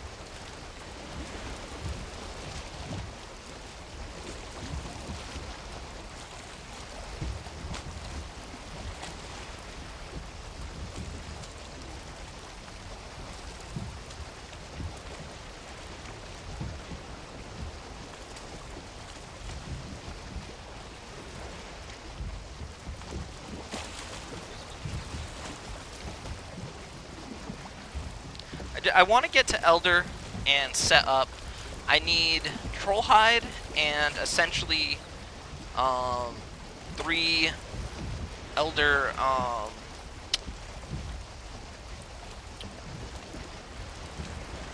what's it called? Seeds, like the ancient seeds. The one thing that we didn't do is we obviously didn't put a portal back down at the stones. So we're gonna have to make another trip over there once we get a you know, a boat down for us, but that's not gonna hurt my feelings at all. I would rather be able to set up and do our Bronze Era actually at Elder and make one trip back up this way to put down a portal later on than essentially risk the entire, or like half of my resources that I would take the time to farm.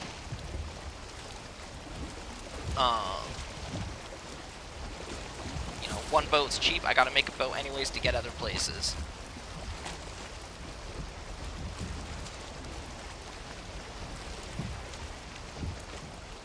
It really is just where you're comfortable putting your time investment.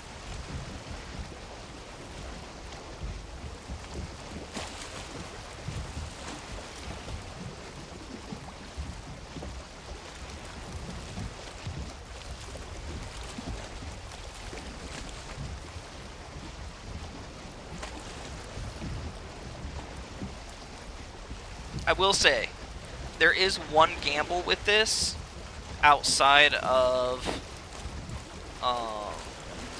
just making sure that we have a place to, you know, have all of our bronze.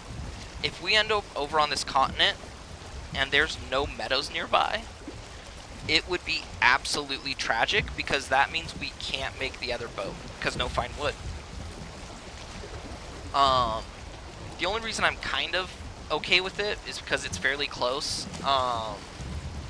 If you look at the map, different biomes will always spawn at different lengths away.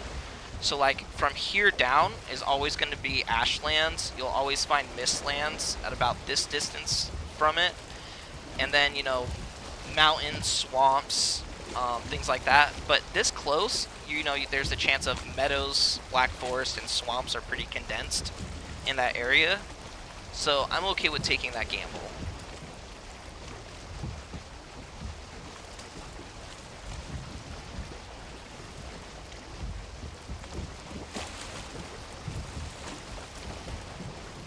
But again, you know, that's just understanding the things you can rely on with Valheim's procedural generation. You really can approach Valheim with a sense of truism to an extent. It's random with guidelines.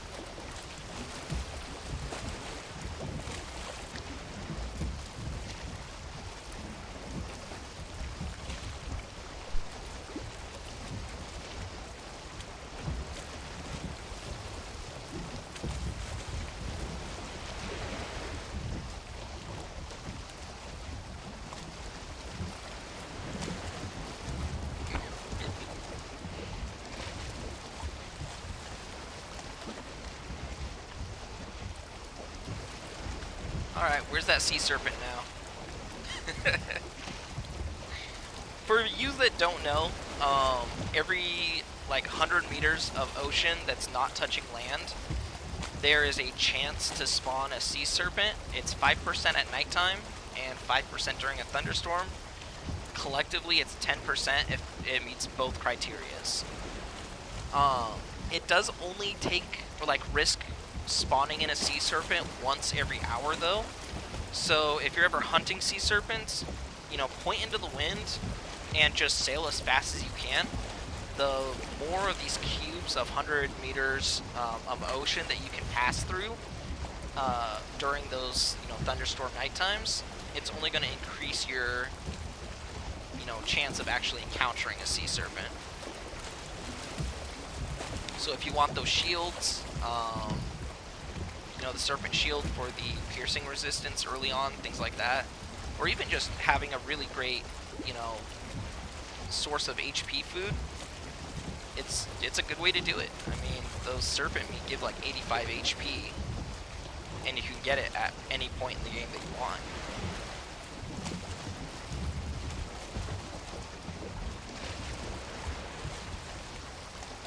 Ooh, we're pulling straight up to Elder here.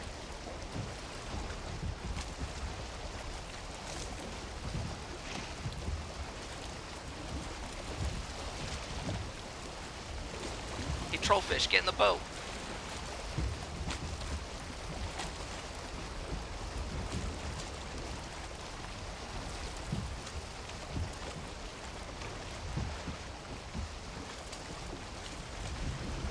We are going to need to break this raft down though, because I need the parts for my upgrades. It took some of my boar meat, or my boar like leather scraps, and I don't have enough of those to go around, so.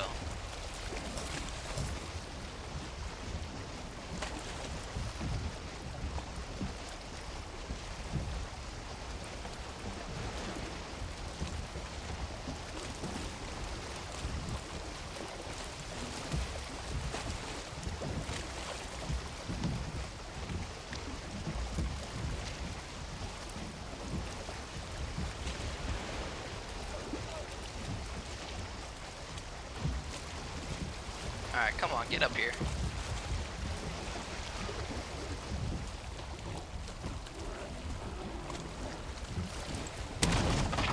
You can damage the boat all you want. I'm planning on doing that myself.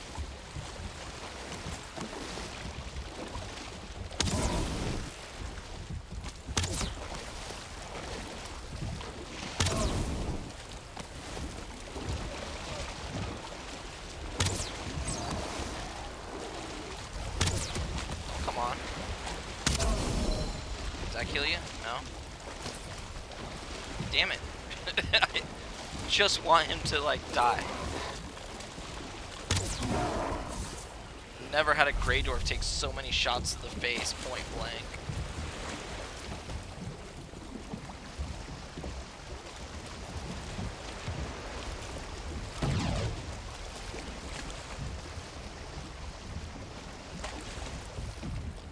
Alright, cool. That should be in deep enough. No, go that way.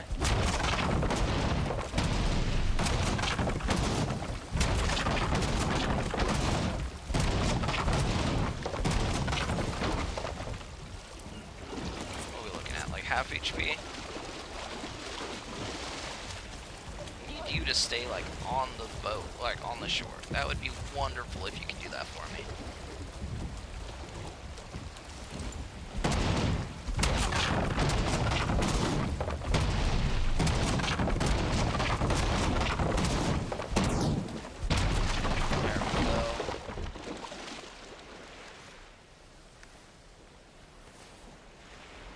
Stand still for a sec before the that stuff goes away.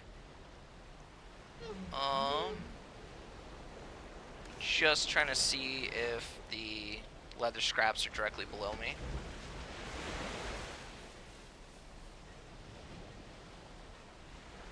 There's resin. Hey, leather scraps. Okay.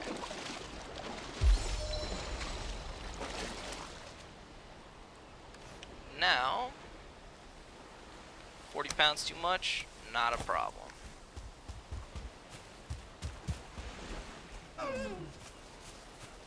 Okay, elder spawn is this way.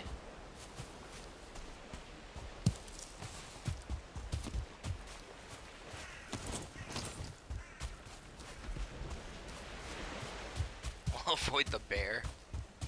There's a skeleton tower there that I kind of like. I'm gonna make sure that I go check that out. If it's fully intact, it's kind of amazing. There's tons of tin here.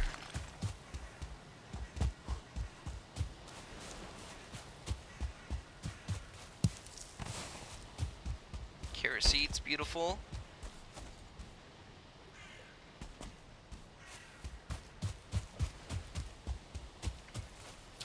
Ooh, this could be a problem. This is a huge problem, actually. We can't build under this. There's no space for us to dig this out. So I think that that tower is going to kind of be the next best thing.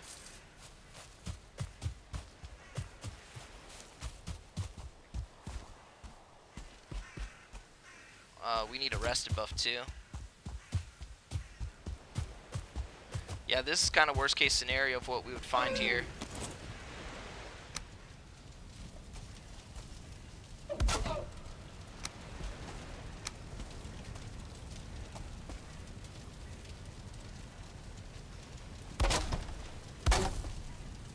Sure.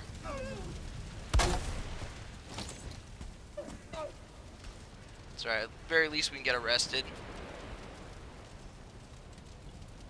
You don't want to just scoop out a place to make a base and back and get supplies, maybe make a better boat.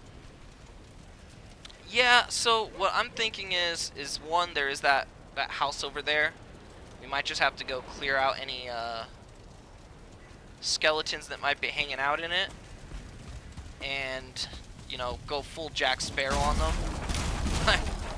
I'm commandeering this ship.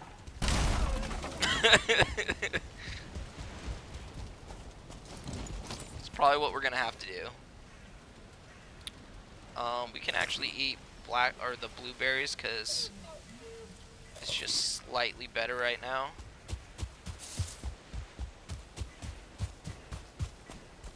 That looks like a 1-star skeleton. We're gonna walk around because we have to fight another house of skeletons.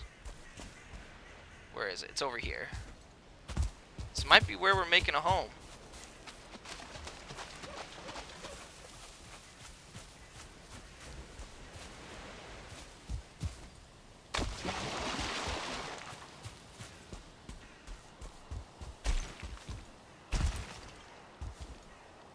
Ooh, that looks like meadows right there. And up there. It's a pretty intact like structure though. I'm just saying.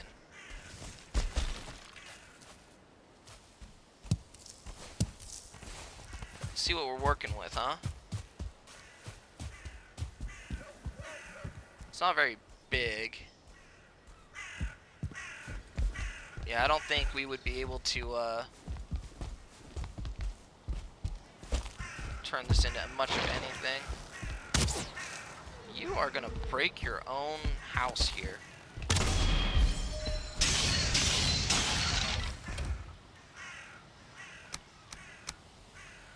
It's just crazy because it's so rare to like actually find a stone tower this intact.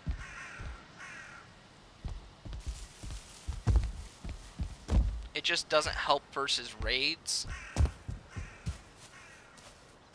Like the one troll raid and this stone tower is going down 100%.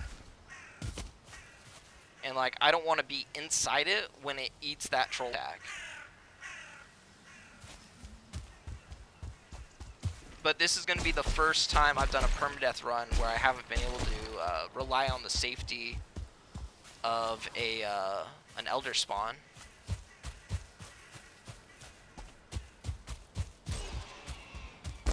There's a dungeon right there. I also hear a bee.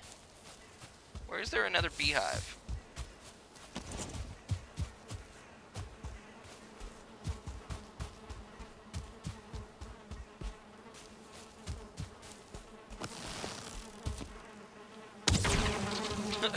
I have found so many berry bees, we're never gonna need honey, period.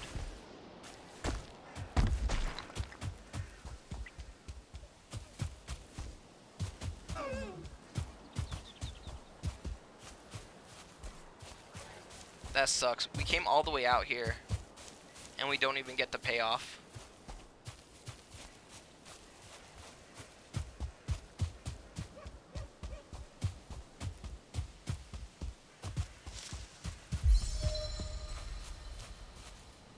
There's...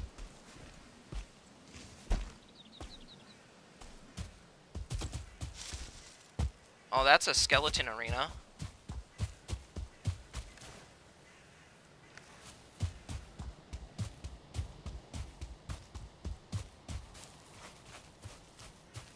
At least it has palisade walls, right? But here, we'll kill the spawner from out here.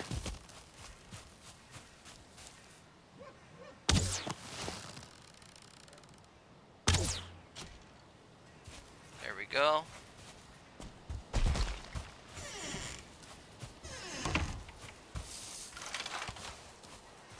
Alright, this is where we're gonna call it a,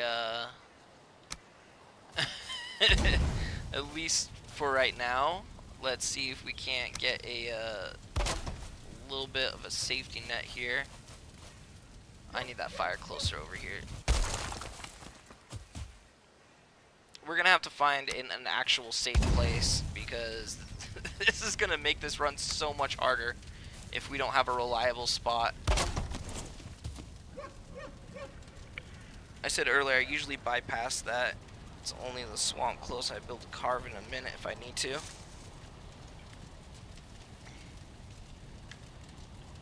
I get it.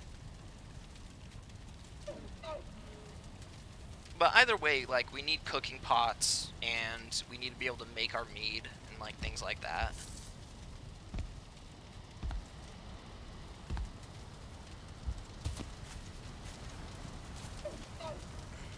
Oh, dude, there's a trader right here.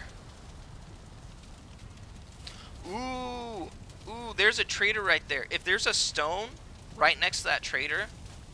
Okay, got a bed right here. So I can still collect things. I'm gonna drop a chest.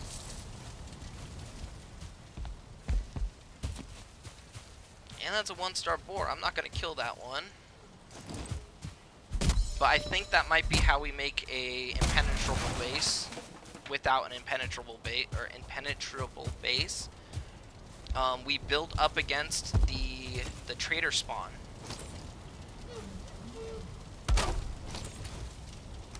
So let's get all of this stuff put away. All the weight that we don't need.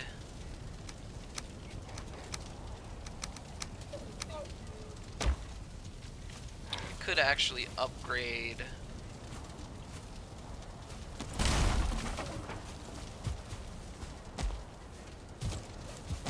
Come on, let me up there.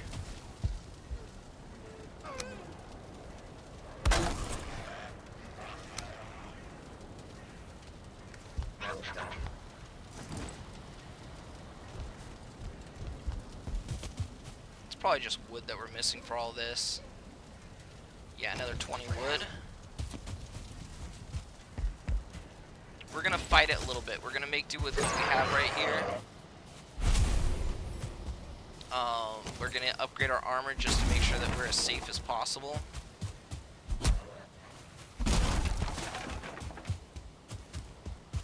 And then we'll go check out this trader location and see if there's not, you know, stones nearby each other, things like that. It's a really awkward, like, situation to be put in. It's kind of painting me into a corner.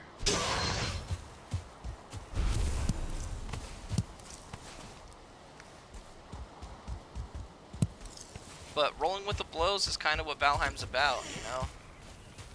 You can have all the plans in the world, and sometimes it just doesn't work out like that. And that is A-okay.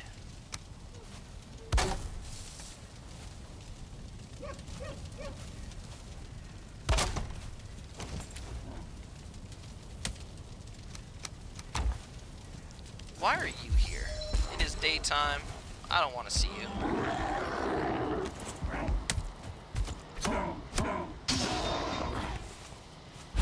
Like, we're not even close enough to a black forest right now to be worrying about you. I mean, I guess there's one over there, but that's not close.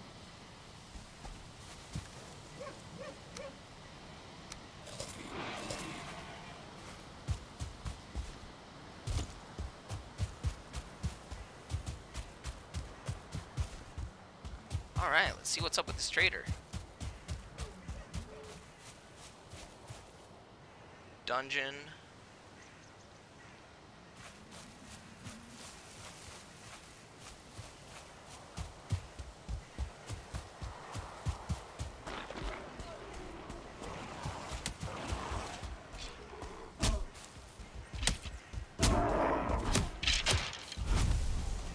Ooh. Alright, let's get these guys into a rhythm here.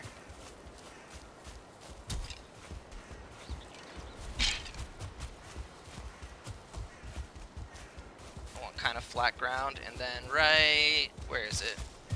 Right here? No, that was just one of them. It's a 1-star, so I'm going to take the time to make sure I do this. There we go. One of them attacked a little bit before the other one. Right here.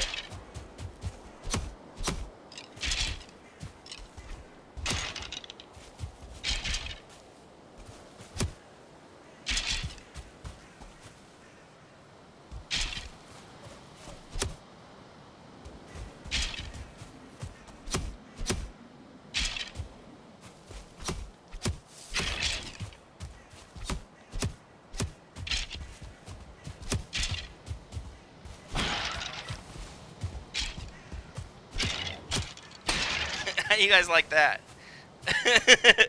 A shitty bill with sod all in it and had a 3 or... oh no! A goblin?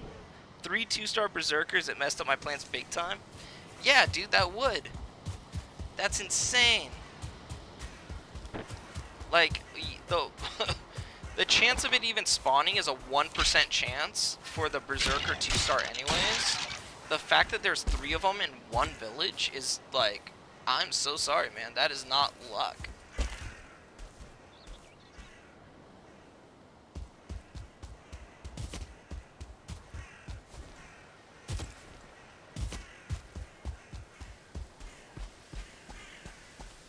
Oh, there's another dungeon right here.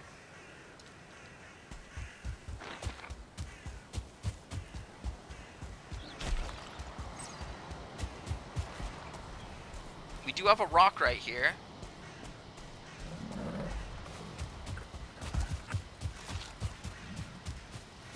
Looks like there's a little bit of a swamp past it right there. That's amazing.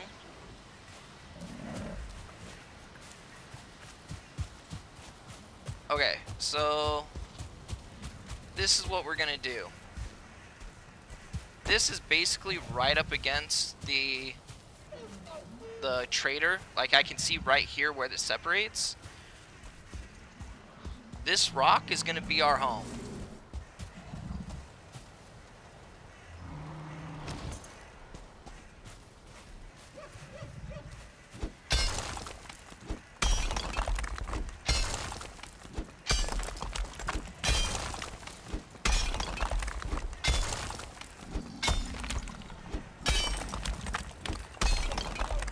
I hear a troll.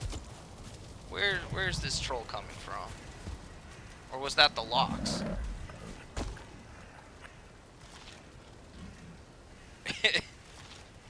That's not mentioning the 2-star seekers, the infested mine, which is why I stopped to start with.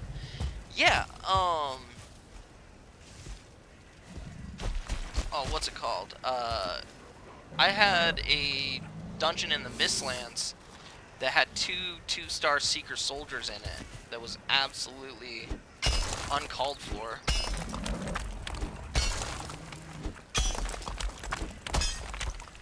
And what's even worse is they were at the top of the staircase that I needed to go up to, like, keep searching it. And so, like, obviously they can attack down.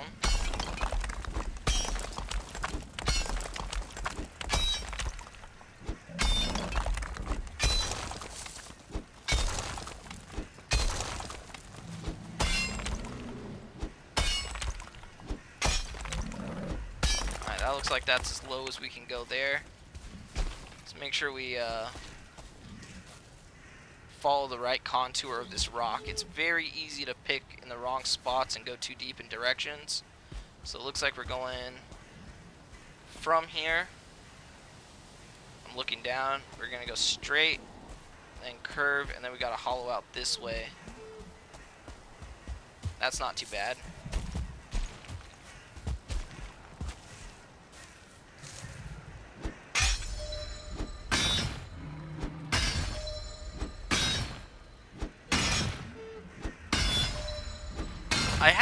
I had to search because I was already in a situation where, like, I needed more Sealbreaker fragments and I was running out of options without going to a whole nether Mistlands. So yeah, the two-star Seekers, that was my option.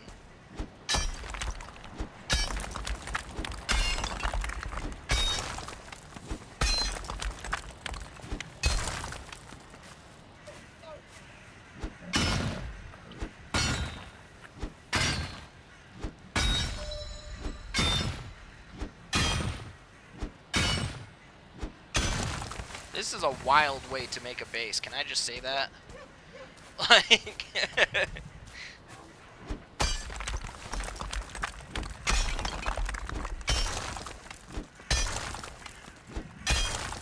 at very least, it's a safe starter base until I can find something more permanent. But enemies aren't going to be able to get in here, and I don't have to worry about early raids.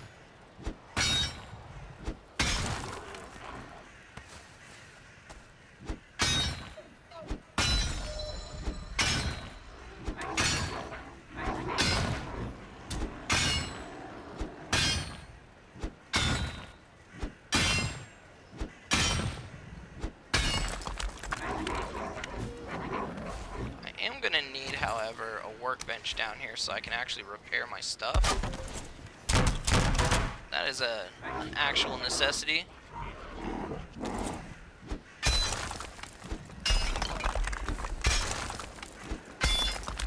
Of course, the ground's going to be uneven.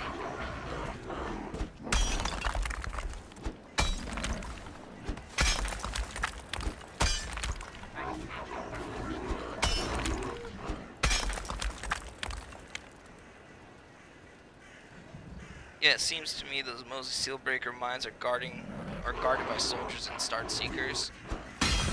It makes sense though.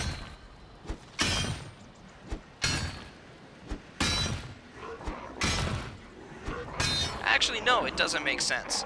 I would counter this argument actually, and I say that because it's their queen. The Diverger used the Sealbreakers to like trap her away. Don't you think the infested mines would like want us to have the Sealbreaker fragments? They're like, yeah, let her out, please. Like, our mother has been trapped in a hole.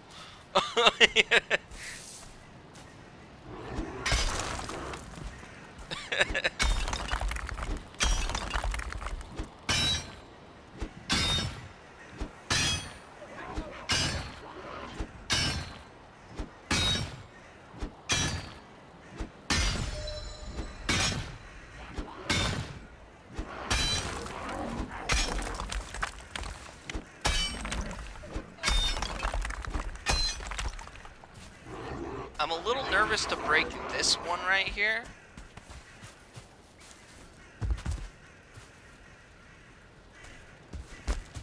Like, it kind of looks deep enough, but if I break the wrong one, there's not really any going back.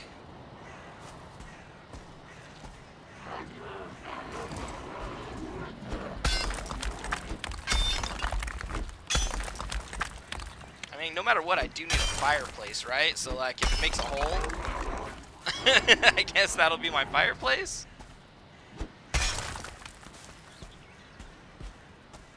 Alright. Convince me.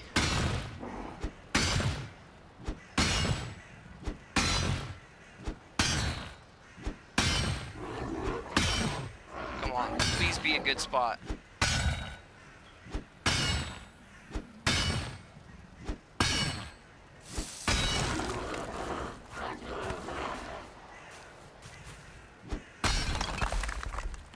Oh my god, we took a gamble and we won.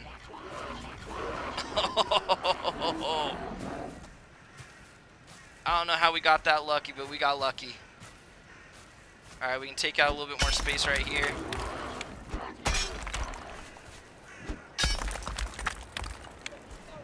Amazing.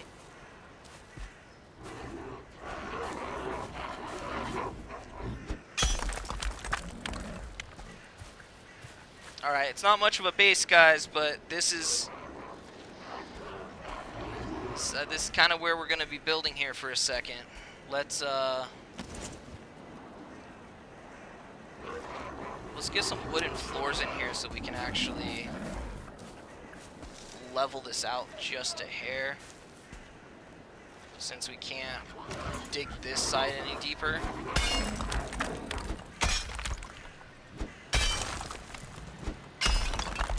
God, that sucks.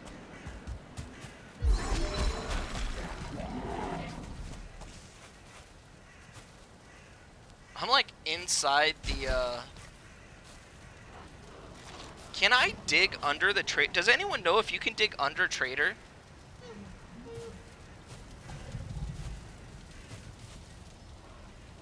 I mean, I know you can't build in trader, which kind of sucks. But, you know, I'm just asking for a friend. Like, how does the... Is it just inside the bubble, or does this extend, like, downwards? One sec. Right here, I'm technically in the bubble.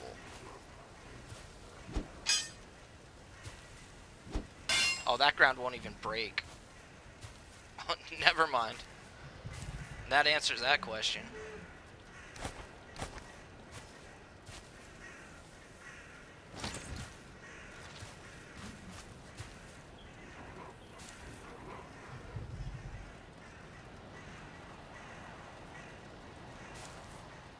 Come on. Okay.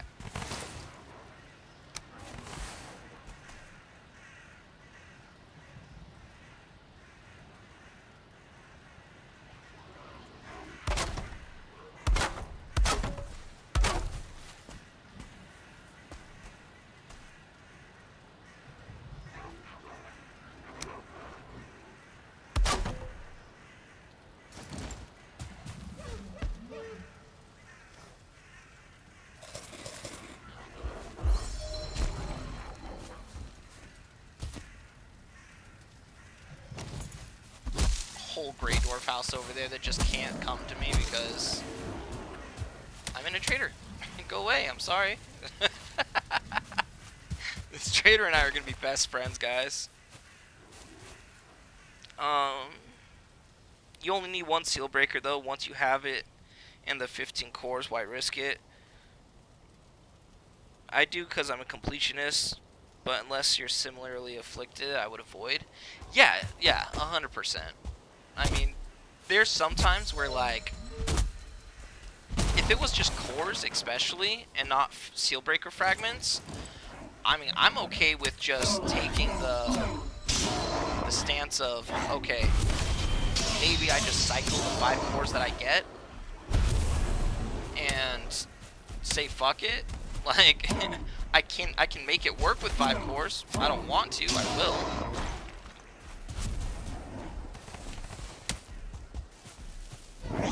I hear a troll.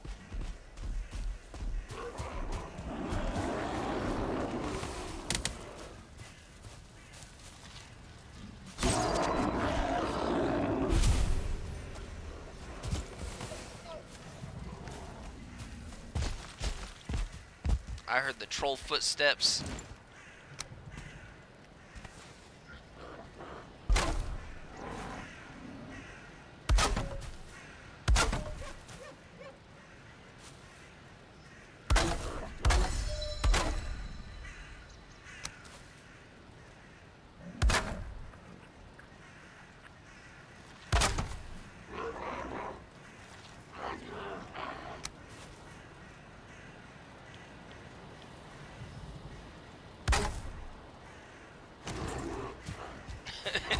me just trying to make the most of this space.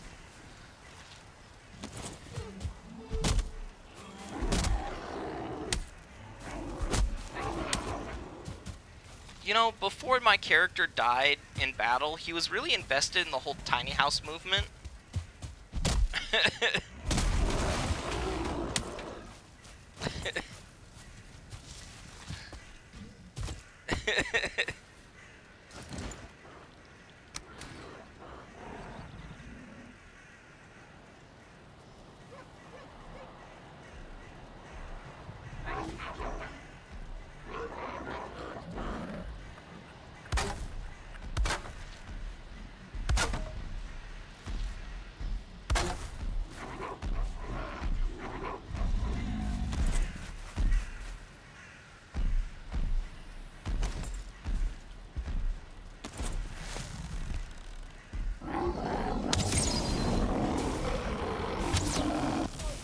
I can hear the troll. He's walking around up there.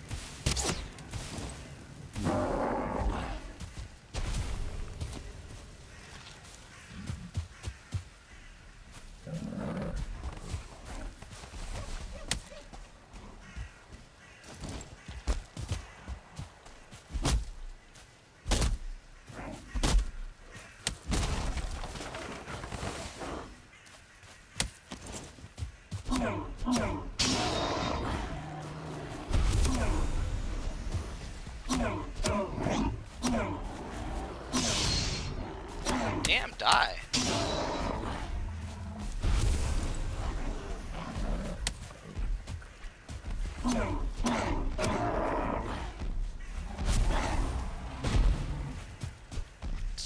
He's gonna blow holes in my ship.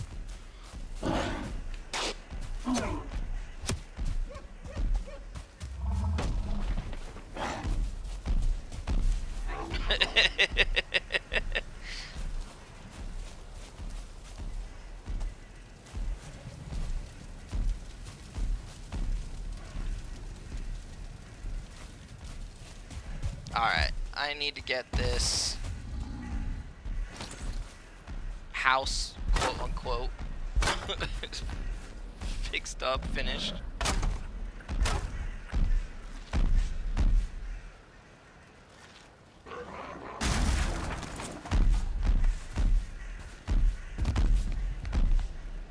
He's above me. That's okay though.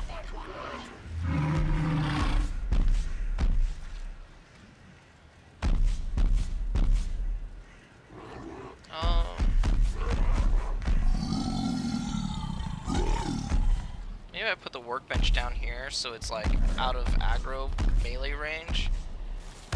But what we'll have to do is break that, and then maybe we can slide it in right here.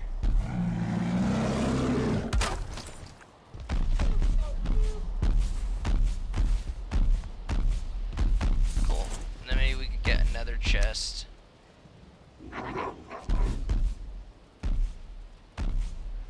I doubt it, but I'm still gonna try.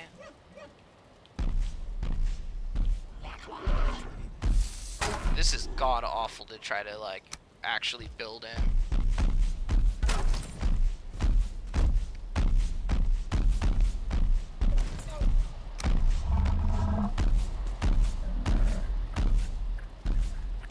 Let's see here. I don't want to put a fire like in my way that I have to like walk through. So we're gonna build a little fireplace right there.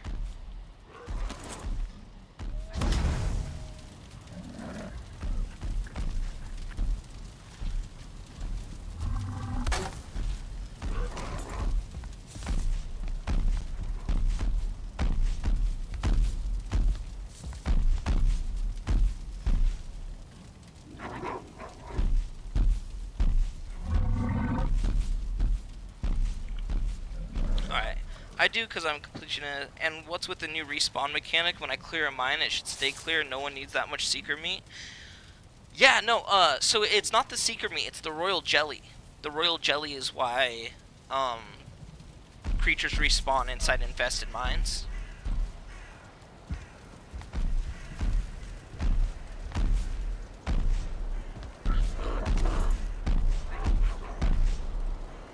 honestly, if it's someone's forever world and they want to just like, you know, spend all the time in the world in that space, maybe they do need that much seeker meat.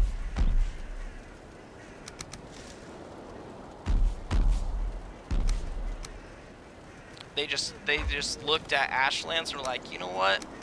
I'm good in Mistlands. There's no reason to go that far.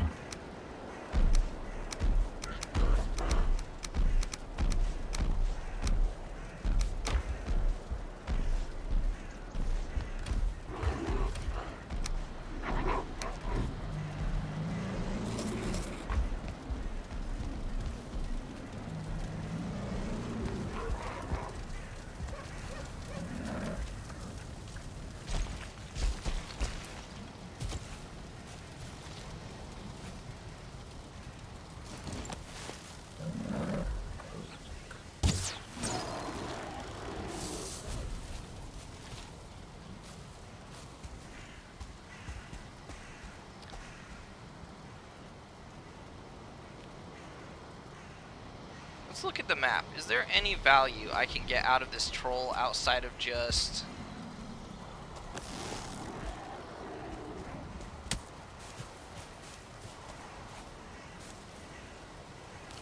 Where are you going?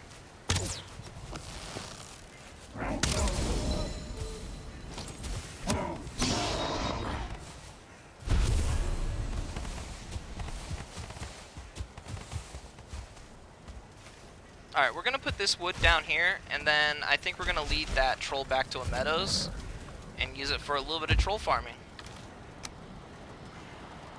Because I would like a fine wood bow.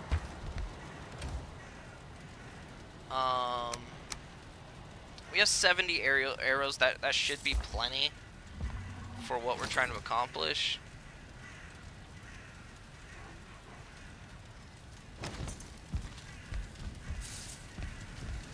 And I kind of have to go get my like bench upgrades and stuff anyways.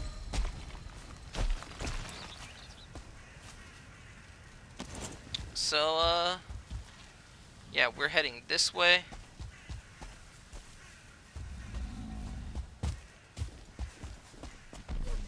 There's a whole troll cave here. That's your own house, buddy.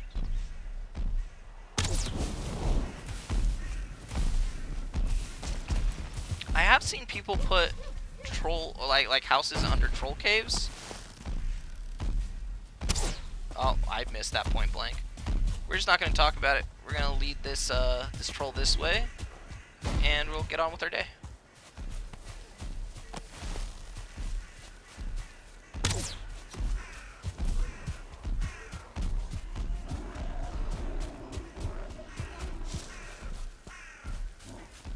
Clear out these skeletons for me.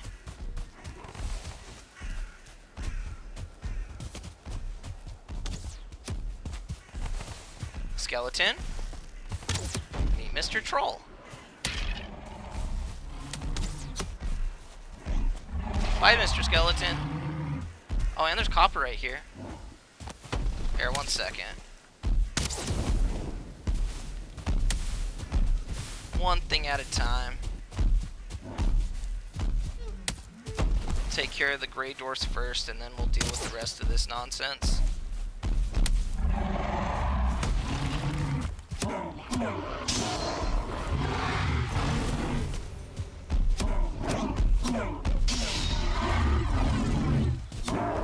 Okay, there's that.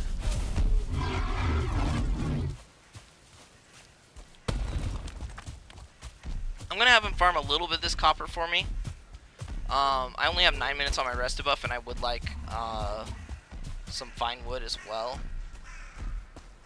But he can hit this at least a handful of times for me.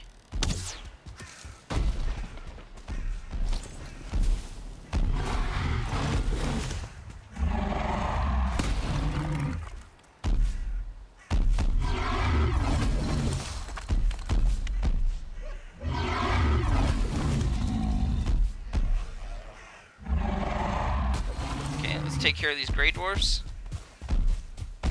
Oh, it's just a grayling. That's not nearly as bad.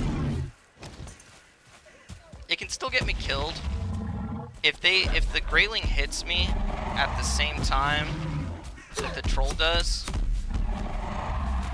it can like disrupt my dodge animation or my block and actually get me killed. So we'll do this right.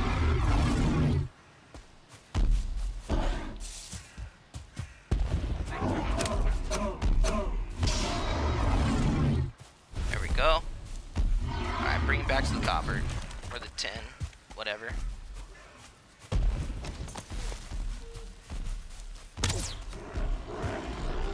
Why are there so many around here? That's my question.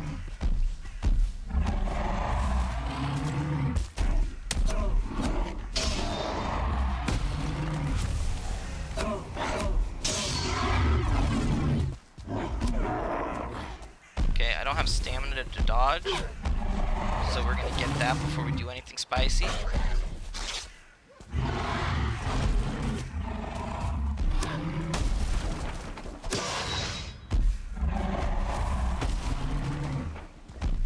Back over here, buddy. Look, I just need a little help with this node. If you could be a homie. You missed. Try again. Big bump. No, big bump. There you go.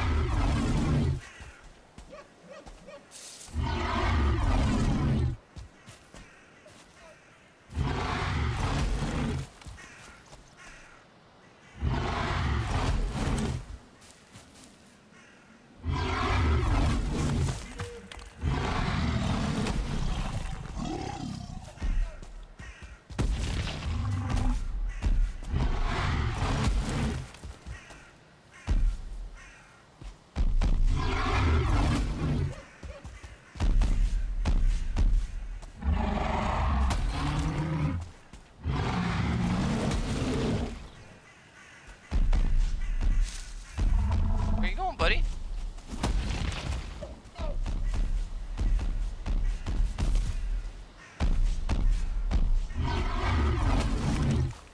Alright, that should be good for there. Let's grab some fine wood now. Come on, we're going this way. We got fine wood right over here.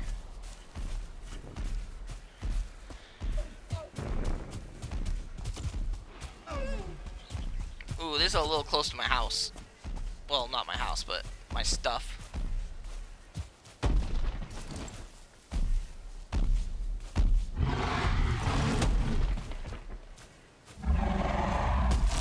Okay. I really just need him to knock him down for me. I can do the rest on my own. Ooh, there's so many right here. We'll get him to hit these ones. I'll also make sure that we got stamina in us.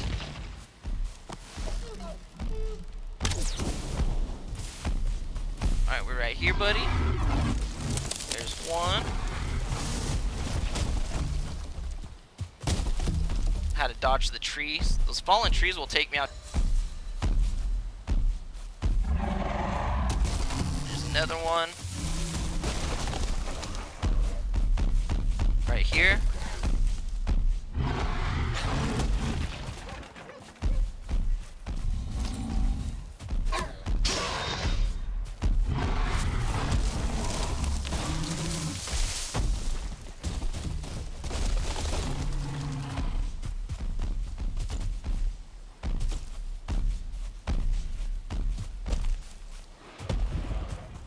This right here.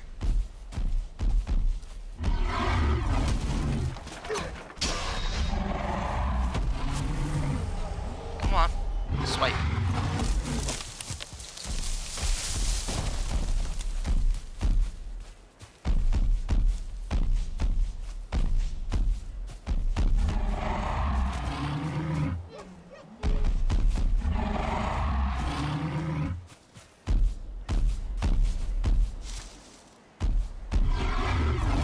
See, trolls want you to think they're big and scary. They got this whole intimidation thing about them. But really, they're just homies. They just want to help you farm.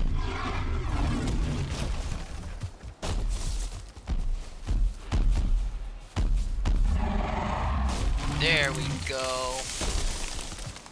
Alright, we'll see if we can get him to, like, big bump right here. Actually break these for me.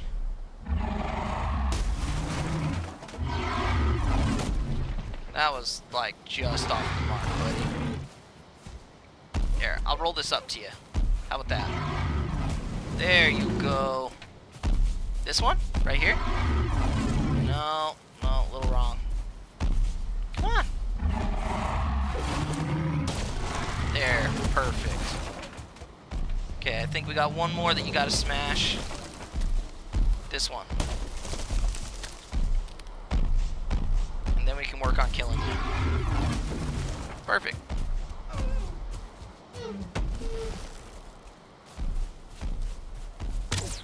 I'll let him farm the rest of that, Oh,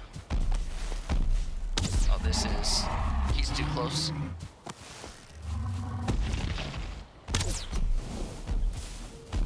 Yeah, we'll let him farm the rest of this copper node over here while we're killing him. Wherever that was. Right next to the dungeon, I know that.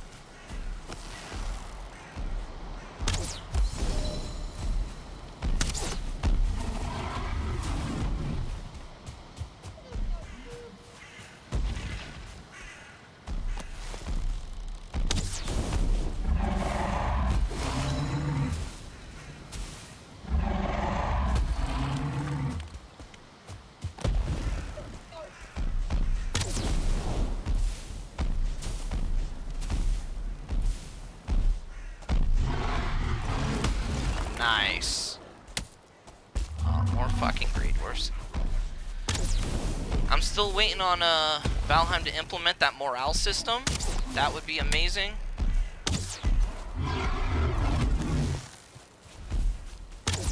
Let things learn to fear me. Please. That's all I want out of life. Okay, no, that and the cape for the swamp.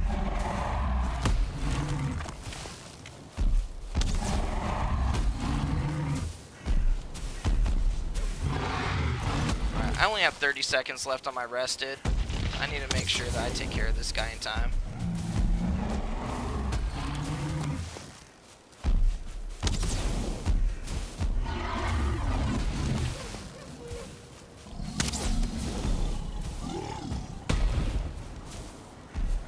We can use the trees to mess up his pathing while we get our stam.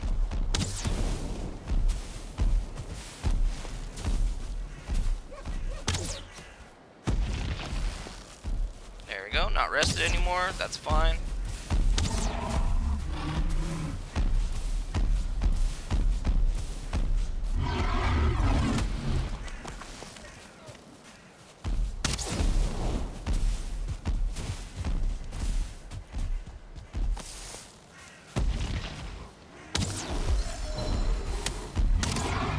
Perfect. There's some troll hide, there's copper, there's fine wood.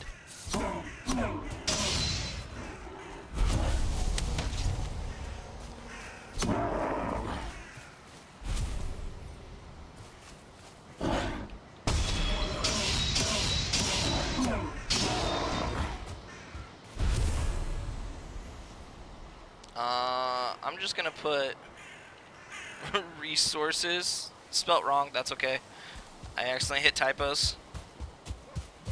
Mr. Breaker doing well. Yes, exactly. So, at least we have like a ton of resources, super close by.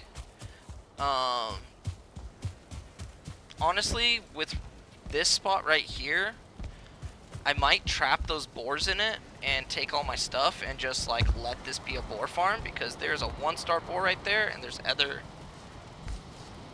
things. So here, let's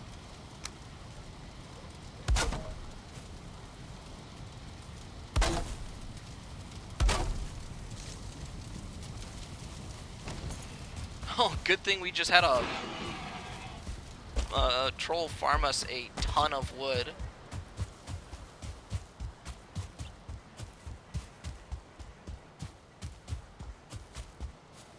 We're gonna have to mark where that was so that we don't lose it.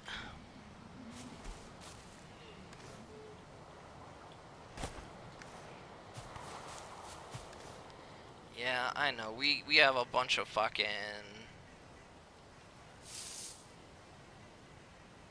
copper on us right now, so yeah, it's a little bit struggling, but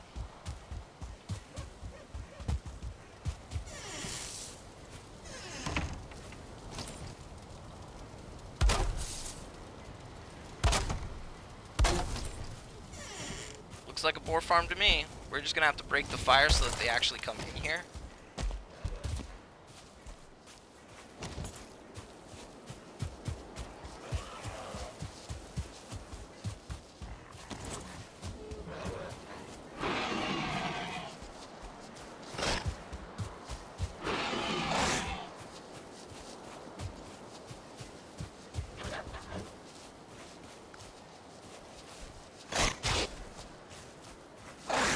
Let me out. Oh, you suck. That was just rude.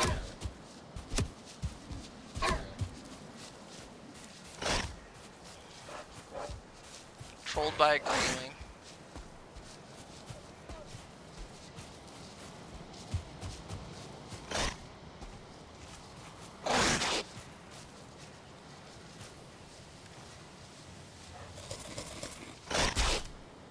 Come on, man. I need to get them on, like, rhythm with each other. They're gonna keep attacking me and running away at the same time if I'm doing that. Alright, that should be close enough. No.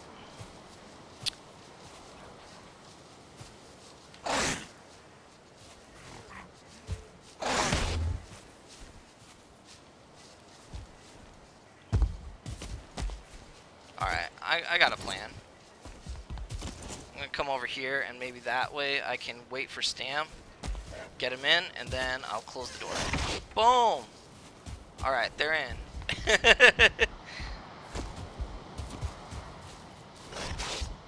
I can chuck some strawberries in there while I'm waiting on them, and get the rest of this.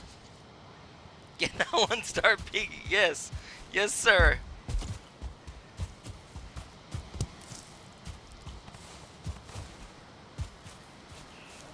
So it's honestly kind of nice that I'm going to have a spot with my boars that's not going to get raided.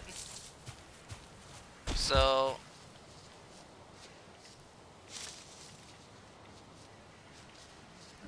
you can have this be a pig farm. That doesn't hurt my feelings at all. Once they're tamed, we can open it up more. Those will get those tamed. And then we could sleep through the night, and I could worry about getting the rest of these resources put away in my base. You know, the copper, all the fine wood, get the fine wood bow made. Oh yeah. Why am I spacing on that? Enemies nearby. Fucking boars. The fucking boars.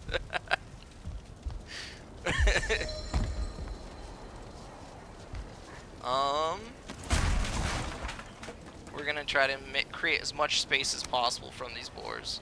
So we're gonna push that up there.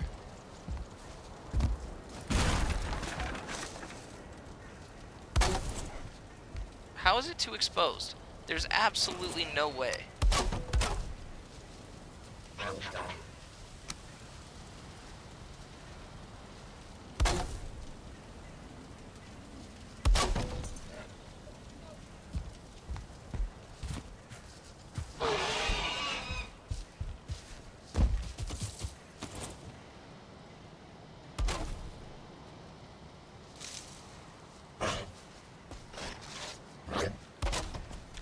Hey, can you give me just half a second, buddy?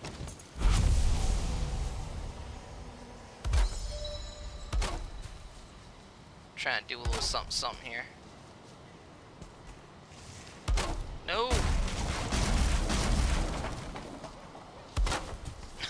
swear, I died on that last run and then went full dumb.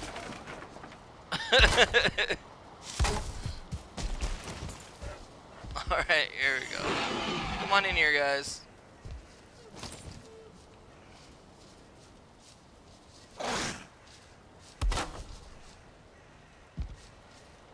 Come on. I need both of you over here.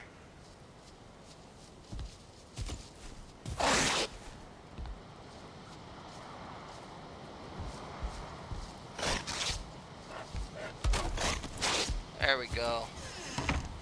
Alright, that should be far enough. I don't know why it wouldn't be.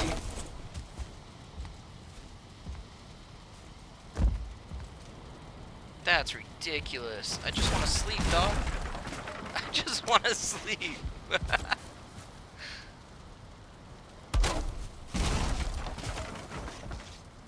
Alright, we're gonna run home, like, to the other spot, because this is... I'm pretty done fighting with this. Let's let those boars run around, do whatever they want, and then we'll come back for all this stuff.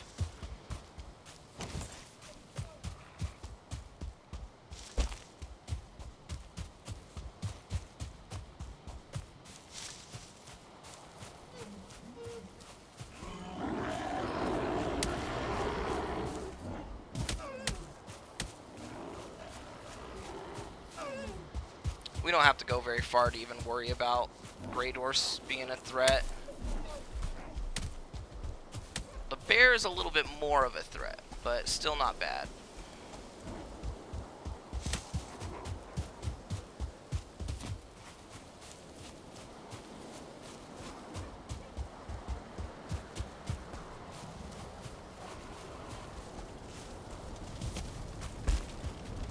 Alright, sweet. This one we can actually just spam in, and it'll work eventually.